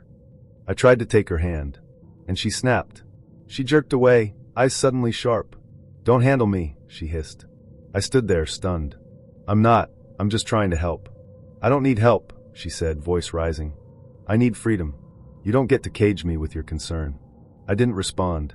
She stared at me for a long moment, then laughed. "God, you're just like them." "Like who?" She didn't answer, just walked away down the sidewalk. I followed. That was my mistake. We ended up at some dive bar I'd never seen before. The kind of place with red lights and a sticky floor and a pool table missing 2 balls. Maya walked in like she owned the place. She did that in every room. People parted for her like smoke. I sat at the bar, ordering water this time. She disappeared into the crowd. 10 minutes later, I heard glass shatter. I ran to the sound. She was on the floor. Someone was yelling. And Maya was laughing through the blood on her forehead, surrounded by pieces of a broken bottle. I pulled her up. She leaned into me like nothing happened. "They started it," she whispered. Later, I found out she knocked over someone's drink, got in their face, and when they tried to push her away, she swung at them with a glass. We got into the Uber in silence. Halfway home, she grabbed my hand. "I'm sorry," she said, suddenly small. "I just don't know how to stop sometimes." I nodded, not sure what to say. Then she asked, "You'll stay, right?" I didn't answer, but I stayed. For a while. Things calmed down for about a week. She promised to slow down, to be better. Said she just had a rough patch, that she was working on it. But it never really stopped. Every calm moment was just the inhale before the next outburst. Then came the night she showed up at my place, drunk and crying. She told me she loved me. Said I made her feel seen. Then she passed out on my couch and slept for 13 hours. When she woke up, she had no memory of the night before. Not even the part where she said my name like it was a lifeline. The last night I saw her, we went out for just one drink. It turned into 4. Then 6. I told her I needed to go home. She followed me. At my apartment, she started dancing in the living room, spilling beer on the floor, laughing. And then she fell. Hard. Hit her head on the corner of the table. Blood. Screaming. I called 911. She wouldn't let the paramedics touch her. Started kicking. Yelling that I made her like this. That I wanted her broken. She was taken to the ER. They let her go 3 hours later. No concussion. Just a bad cut. She never called me again. And I didn't reach out. But 2 weeks later, I found a letter taped to my door. Handwritten. Just 4 words. "Thanks for the damage." No signature. Just a lipstick kiss at the bottom. I haven't seen her since. But sometimes late at night, I hear a song we dance to and feel that same pull in my chest. That ache of something dangerous and beautiful. Like a spark you know better than to touch again. But still remember how warm it felt in your hand. I met Jude at an art gallery of all places. It was one of those trendy little openings downtown. Free wine, awkward lighting, and a room full of people pretending they understood abstract geometry on canvas. I wasn't even supposed to be there. I tagged along with a coworker who bailed halfway through, but by then I'd already filled my glass and awkwardly committed to being present. That's when I saw him. He stood in front of a canvas smeared with dark red and gold, head tilted just slightly, hands behind his back like he was studying something sacred. There was something quiet about him, something self-contained. You know those people who seem like they're totally fine being alone? That was Jude. He caught me staring. "Do you see the shape in it?" he asked, eyes still on the painting. I blinked. "What shape?" "The body," he said. "It's upside down. You have to let your mind adjust." I didn't see it, but I nodded. He looked over at me and smiled like he knew I was lying, and didn't mind. We talked for the rest of the evening. About the artist. The wine. Life. He was easy to talk to in a way that didn't feel rehearsed. There was no performance. Just presence. When the gallery closed, he asked if I wanted to get another drink. That night turned into breakfast. Breakfast turned into weekends. And soon, Jude was part of my life in ways that felt seamless. We didn't talk labels, didn't rush anything. He was always available but never pushy. Thoughtful. He'd send me poems by text. Not cheesy, Instagram-ready stuff. Real poems. Ones that made me stop and reread them out loud. He worked in architecture. Or so he said. I never visited his office. But he always had a sketch pad with him. Curves and lines that looked like they meant something. I didn't pretend to understand. The only odd thing about him was how often he talked about his best friend, Milo. At first, I thought it was cute. Jude would mention him constantly. What Milo had said about a movie. How Milo hated pumpkin spice anything. How Milo once built a bench out of discarded window frames and called it a metaphor. They'd been friends since college. Never anything weird. Jude swore they were like brothers. He even said, "You should meet him sometime," though he never actually made that happen. Weeks turned into months. I was spending more and more time at Jude's place. He never stayed at mine, always said he preferred his own space. I didn't mind. His apartment was beautiful, clean, airy, filled with art books and candles that smelled like cedar and something faintly sweet like cardamom. One afternoon, I got curious. He was in the shower. His phone lit up next to me. A message from Milo. "You didn't delete the photos, did you?" The preview froze me in place. I didn't want to be that person, the one who snoops. But I couldn't help it. I opened the thread. There were dozens of messages. Not all incriminating, but odd. Photos of me sleeping, of me brushing my teeth, close-ups, notes about how I respond to certain foods, my facial expressions, things I'd said, things I didn't even remember saying, and more photos, some I'd never seen before, some that felt too intimate to have been taken without me noticing. I put the phone down just as Jude came out of the shower. He saw my face and froze. "You read them, didn't you?" I didn't answer. He sat down slowly, wrapped in a towel, water still dripping from his hair. "I can explain," he said.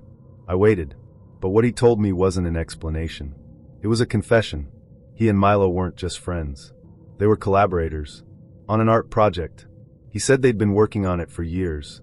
Something about the intimacy of modern love. About voyeurism. Trust. Observation. They'd both agreed to document their own relationships from the inside. "I chose you," Jude said, "because you were real. You weren't performing. You let your guard down." I asked him if he ever cared about me. He said yes, but that made it worse. I left that night, furious, confused, violated, but I didn't block him. I don't know why. For weeks, he sent messages. At first, apologetic, then desperate, then cold.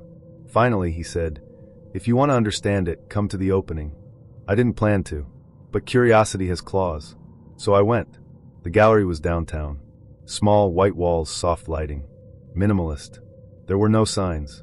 Just a looping video playing on a screen in the center of the room. It was me. Clips stitched together. Me laughing. Sleeping. Sitting alone, staring out a window. Crying. Dozens of moments, some I remembered, others I didn't. Around the room were fragments of conversations, printed on frosted glass. My words. His. Overlapping. Tangled. And in one corner, a mirrored installation titled, "The Reflection Game." Inside were two chairs facing each other. On one sat a mannequin, wearing my clothes, with a face that looked like mine. Not exactly, but close enough to make my stomach flip. I left before anyone could stop me. I thought that would be the end of it. But the next morning, I woke up to a package on my doorstep. No return address. Inside was a USB drive. And a note. "You were never just a subject. You were the most honest mirror we've found." I never opened the drive. Sometimes I still wonder what's on it. Other times, I imagine Jude and Milo sitting in some studio, watching clips of my life and calling it art. I've moved since then. New city. New apartment. No dating apps. But every once in a while, I catch someone watching me a little too closely. A flash of a camera lens. A figure across the street. And I can't help but wonder. What if this isn't over? What if I'm still part of the project? What if somewhere I'm still on display? I met Ari on a dating app the week I re-downloaded it out of boredom. You know that feeling? You've deleted it 5 times already, told yourself you're taking a break from the chaos, but then a quiet Friday night creeps in, and suddenly you're swiping again. His profile was clean. No thirst traps, no shirtless mirror pics. Just him, smiling softly in front of a wall of books, and another of him at a lake in a red beanie. His bio was short. Looking to connect. Actual connection, not code for hookups. That was rare. It made me stop. He messaged first. Polite. Warm. Witty without trying too hard. There was something easy about our conversation, like we already knew each other in another life. We fell into a rhythm that made days move faster. Texting until 1 a.m., voice notes with snippets of his day, photos of the tea he was drinking or his cat curled up in the laundry. It was nice. When he told me he was trans, it wasn't a moment of hesitation for me. I respected the fact that he shared it so early on. He even mentioned he'd had bad experiences where people freaked out after getting close. I told him it didn't bother me. It didn't. Or at least, I thought it didn't. We met after 2 weeks of talking. It was just coffee, neutral ground. Ari was just as warm in person. Tall, but soft-voiced. Eyes that darted slightly when he was nervous, but never too far. Conversation flowed easily. We talked about movies, our jobs, family stuff, childhood memories. He didn't dominate the conversation, didn't overshare. He just made me feel safe, heard. That was new for me. After the date, I kept replaying our time together. It felt grounded, like something real. And I wanted more of it. We saw each other again that weekend. Then again. Then again. It wasn't long before I was spending nights at his place. His apartment was small but cozy. Books everywhere, candles that smelled like forests and firewood, a cat named Hugo who liked to curl up between us like a little furry barrier. It felt like a home, not just a space. We got physical too, and I didn't notice anything unusual at first. Ari was affectionate but patient. He never rushed me into anything, and when we were together, it always felt natural. I trusted him. I liked him. But then one night, things felt off. It started small. We were kissing. Everything was fine. Then as things moved further, he pulled away gently and said he was tired. I didn't think much of it at the time, but it happened again and again. I could tell he was nervous, like he was holding something back. I didn't want to pry, but I couldn't shake the feeling that I was being kept at arm's length. I let it go, until one night, curiosity got the better of me. We were cuddled up on his couch, half watching a movie. He'd fallen asleep, and I went to grab a hoodie from his bedroom because I was cold. As I opened the drawer to find it, I saw a small wooden box tucked neatly in the back. I wasn't snooping, I swear I wasn't. But something about the box felt so deliberate, like it was meant to be hidden. I opened it. Inside were old photos. Not just of him, but of her. A different version of Ari. Long hair. Dresses. A face I recognized but didn't. It was like seeing a ghost that never died. There were notes too. Journals. Pieces of a life that had been folded up and stored away, but not entirely erased. I froze. I wasn't scared, I was confused. Not by the fact that Ari had a past. We all do. But because I suddenly realized I didn't really know him. I didn't know how far he'd come, or how much of that old life he still carried inside him. I closed the box and put it back. That night, I couldn't sleep. The next morning, I didn't mention it. I couldn't. How do you even begin that conversation? Days passed. I started pulling back emotionally, even if I didn't want to. I wasn't being cold, I was being cautious. I was afraid to touch something too fragile, something I didn't understand. Ari noticed. He started texting less. His voice notes stopped. I tried to pretend I hadn't changed, but I think he could feel it. That space between us, tiny at first, kept growing. One night he asked me, "Is something wrong?" I wanted to tell him. I wanted to be honest. But I didn't want to hurt him. So I said, "No, just stressed from work." He nodded, but he didn't believe me. The next time I came over, the wooden box was gone. I didn't ask about it. I just noticed. That was the same night he told me about the porcelain room. It was this little space in the back of his apartment I'd never seen. The door was always shut. I assumed it was a storage closet. But that night, he opened it. Inside was a room no bigger than a walk-in closet. Shelves lined the walls, each filled with delicate porcelain figurines. Tiny people. Poses frozen in time. All of them hand-painted. Some looked antique, others more modern. He said he started collecting them after he began transitioning. They remind me that perfection isn't real, he said, and that fragility can be beautiful. I stared at the figures, some smiling, some broken and re-glued, and felt something heavy in my chest. I wanted to reach out, say the right thing. But I didn't. I just stood there, afraid that if I said the wrong word, the whole room would shatter. After that night, things got quiet. Ari pulled away first this time. His replies came slower. His tone changed. I think he knew I'd found the box. Maybe not when or how, but he knew. I never confronted him, and he never asked. Eventually, we stopped seeing each other. No dramatic breakup, just silence, like someone slowly turning down the volume until it fades completely. I thought I was okay with it, but I kept thinking about the porcelain room, about those figurines, about how many of them had cracks that were painted over to look invisible, about how they looked whole until you really looked, and about how I'd never asked what happened to the ones that broke beyond repair.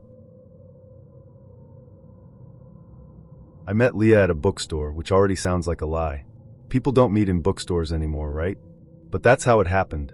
She was in the philosophy section, flipping through a dog-eared copy of Camus, and I made some dumb comment about existentialism being great foreplay.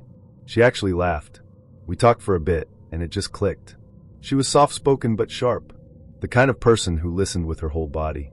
She wore silver rings on every other finger and spoke like her thoughts were just slightly out of sync with her mouth, not awkward but thoughtful, measured. We went for coffee that day, then for wine later that week. The third time we met, we were at her place, sitting on the floor of her kitchen eating cold pasta straight from the container, and it already felt like we'd known each other for years. I didn't ask a lot of questions early on. There was something about her that felt fragile. Not weak, just contained. Like she only gave you the part of herself that you could handle, and nothing more.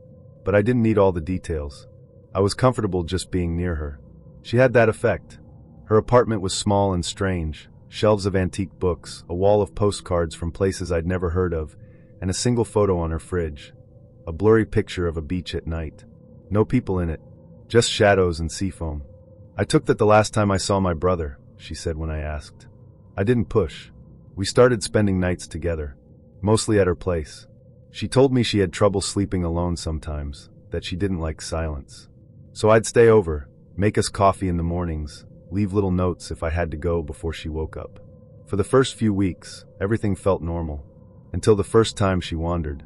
It was around 3 a.m. I woke up to the sound of the front door creaking open. At first, I thought maybe she was just going outside for a smoke or something.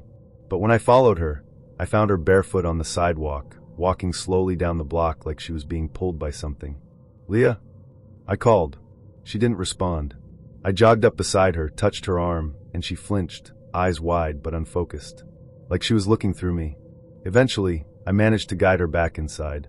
She didn't say a word, just climbed into bed and fell asleep like nothing had happened. The next morning, she acted like she had no memory of it. "You're kidding," she said, smiling. "I've never sleepwalked before in my life." But it happened again 3 nights later. This time, I found her standing in the kitchen, barefoot on the cold tile, whispering something I couldn't quite make out. It was like she was reciting something. A list. Or a prayer. I recorded a few seconds of it on my phone, thinking I could show her later. But when I played it back, all I heard was static. I showed her the video the next day. She just stared at the screen, then said, "That's not me." I laughed nervously. "It literally is you." "No," she said, quieter. "That doesn't feel like me." That was the moment I realized we weren't talking about sleepwalking. We were talking about something else. Something she didn't want to name. I suggested she see someone. A doctor, maybe. She shook her head. "It'll pass," she said. "It always does." "Always?" I asked. She looked at me, smiled, but her eyes didn't match. "You're sweet," she said, and that was the end of it. I should have left then. Maybe not out of fear, just out of a self-preservation instinct. But I didn't. Instead, I stayed. I told myself I was helping, that she needed me. The wanderings became more frequent, more bizarre. Sometimes I'd find her standing in the bathtub, fully clothed, eyes closed, whispering something under her breath. Other times, she'd open drawers and rearrange their contents in perfect symmetry, then snap out of it like nothing happened. She never remembered any of it. Once, I caught her staring into a mirror in the hallway, swaying side to side like she was listening to music. But the apartment was silent. When I called her name, she turned to me slowly and asked, "Why are you wearing his face?" I didn't know what to say. I think I just backed away, went to the kitchen, waited for her to reset. She always did, like a switch flipping. One night, I woke to find her sitting cross-legged on the floor at the foot of the bed, eyes open, staring straight ahead.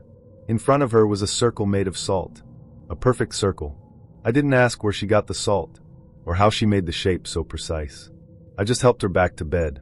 I started sleeping less, watching her more. I stopped going to work, started canceling plans. People asked where I'd been, and I didn't have an answer. I didn't want to tell them that I was afraid to leave her alone for more than a few hours, that I had this constant ache in my chest that something was happening inside her that I couldn't see. She began talking in her sleep. But it wasn't mumbling. It was sentences. Clear, complete sentences. "I'm not allowed to forget him. They made a hole in the forest. The water remembers. She keeps calling me back." I recorded some of it. Not to show her, just to prove to myself it was real. Eventually, I asked her about her brother. The one from the photo. She didn't answer right away. Then she said, "We went hiking. Years ago. Near this lake up north." "What happened?" She was quiet for a long time. Then, he disappeared. "We found his backpack and one boot. That's all." I asked if he was declared dead. "No," she said. "No body." She didn't elaborate, and I didn't ask again. That night, she wandered outside again. I followed as always. But this time, she didn't walk aimlessly. She walked with purpose. Down the street, through the trees behind her apartment, and toward the creek that cut through the neighborhood. She stopped by the water's edge. The moonlight made her look unreal, like porcelain. Still and too perfect. She crouched by the water, reached in, and pulled out a small, leather-bound notebook. She stared at it for a few seconds, then stood, handed it to me, then turned and walked back home, barefoot and silent. I opened the notebook when I got back inside. It was soaked, waterlogged, but inside were pages of handwriting. Names, dates, short sentences repeated dozens of times. I didn't follow him fast enough. I saw what I wasn't supposed to see. He still walks the water. The last page was blank, except for a single word. Stay. I didn't sleep that night. I waited for her to wake up and asked if she remembered anything. She shook her head. I showed her the notebook. She looked at it for a long time, then said, "That's not mine." I asked, "Then whose is it?" She didn't answer, just turned and went to make coffee. I left that afternoon. I packed my things, kissed her forehead, and told her I needed time to think. She nodded like she already knew, like she'd been expecting me to say that eventually. I didn't block her number, but I didn't go back. A few weeks passed. I tried to forget, told myself it was just a sleep disorder, maybe PTSD, maybe something else. But then I got a message from an unknown number. It was a photo of the notebook, open to the last page, but the word had changed. Now it said, "Come back." I've been on dating apps for a while now, not really chasing anything serious, just putting myself out there, meeting people, having some fun. You swipe, you match, you chat. Sometimes it leads to drinks, maybe something more. Sometimes it's just dead air. I've gotten used to it. But Lorraine wasn't like anyone I'd matched with before.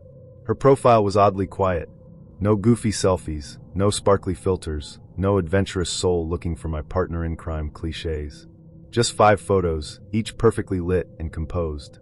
One of her seated at a piano in a wine-colored dress, another at a formal dinner, surrounded by guests dressed like they belonged to some secret society. There was one where she stood in front of a vast stone mansion at dusk, the sky behind her bruised purple and gold. She had that kind of beauty that didn't scream for attention. It waited to be noticed. Her bio was short.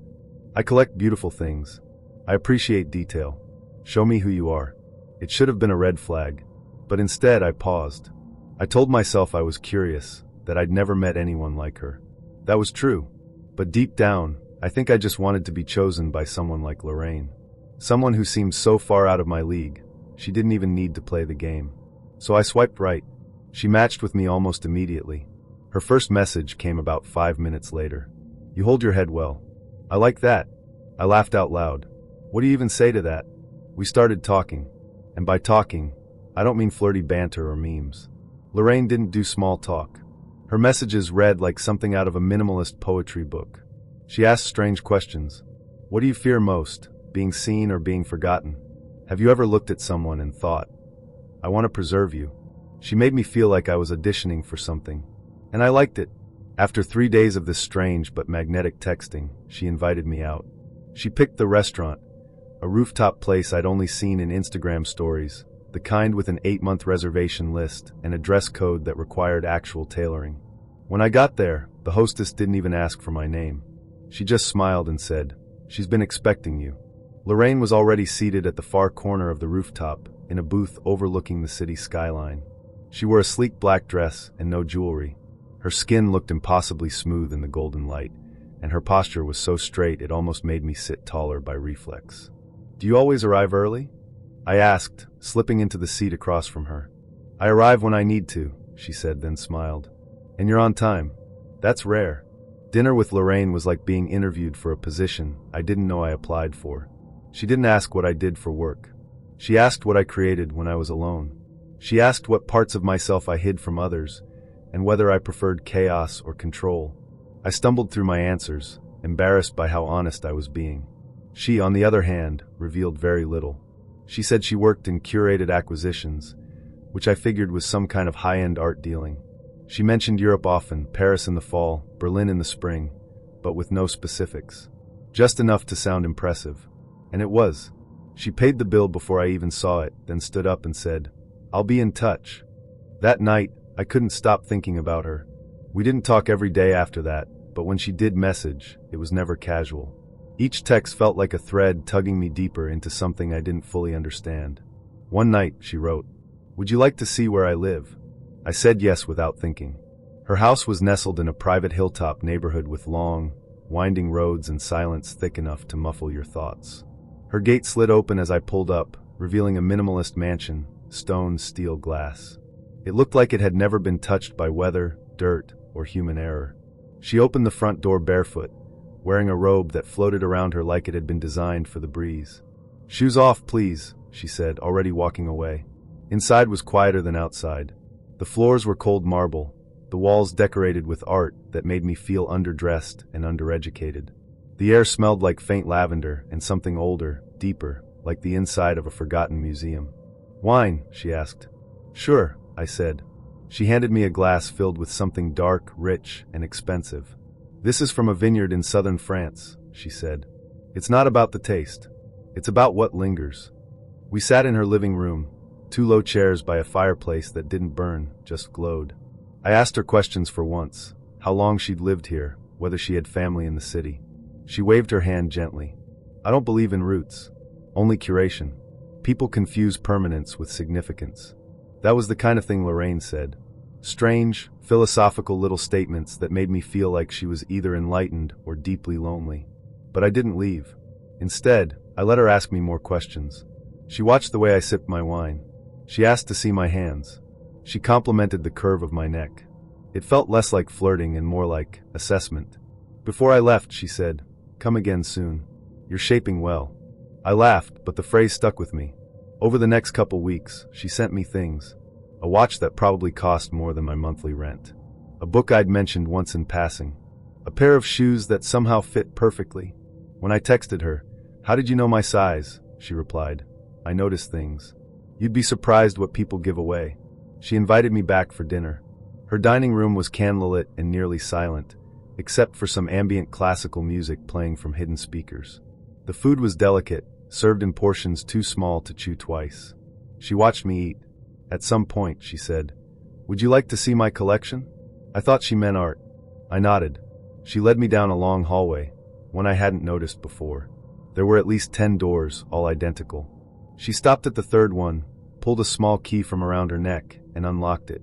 The room beyond looked like a museum exhibit. Spotlit mannequins stood in perfect stillness, each dressed immaculately in men's fashion. Suits, casual wear, even athletic gear. But it wasn't just the clothes, they had faces. Lifelike ones. Glass eyes. Styled hair. Sculpted expressions. Some even had light facial stubble. I moved closer. They weren't mannequins. They were casts. Wax, resin, silicone, something. Hyper-realistic replications of men. And in the center of the room stood one figure, wearing an outfit I recognized. It was mine. My jacket. My sneakers. My bracelet. I took a step back. "I told you," she said behind me. "I collect beautiful things." My skin went cold. "What is this?" "Memory," she said. "Art. Preservation. Don't look so upset, it's an honor. You're almost ready for your final sitting." I couldn't speak. She moved toward me, calm as ever. "I only immortalize those who deserve it. Most men fall apart before they're finished. You haven't." I put the wine glass down. My hand was shaking. I tried to laugh, like maybe this was all some elaborate joke. "You're messing with me, right?" She didn't laugh. I backed into the hallway. "I think I should go." She didn't follow me, just smiled and said, "Of course. But you'll be back. They always come back." I didn't sleep that night. I wanted to believe she was just eccentric. Rich people are weird, right? Maybe it was performance art. Maybe I'd misunderstood. But I couldn't stop thinking about that replica. My clothes. My expression, frozen in wax. I blocked her number. Deleted the app. Changed my locks, even though she'd never been to my place. But for weeks afterward, I'd find small packages on my doorstep. No name. No return address. Inside were things I hadn't seen in days. My missing cufflink. A sock I thought got lost in the wash. A receipt from the restaurant we met at. The last package was a small box. Inside, carefully wrapped in silk, was a sculpture. A miniature version of my head, flawless in detail. My eyes. My jawline. Even the scar above my brow. Beneath it, a note in her handwriting. "I told you. I preserve what matters." I moved out of the city after that.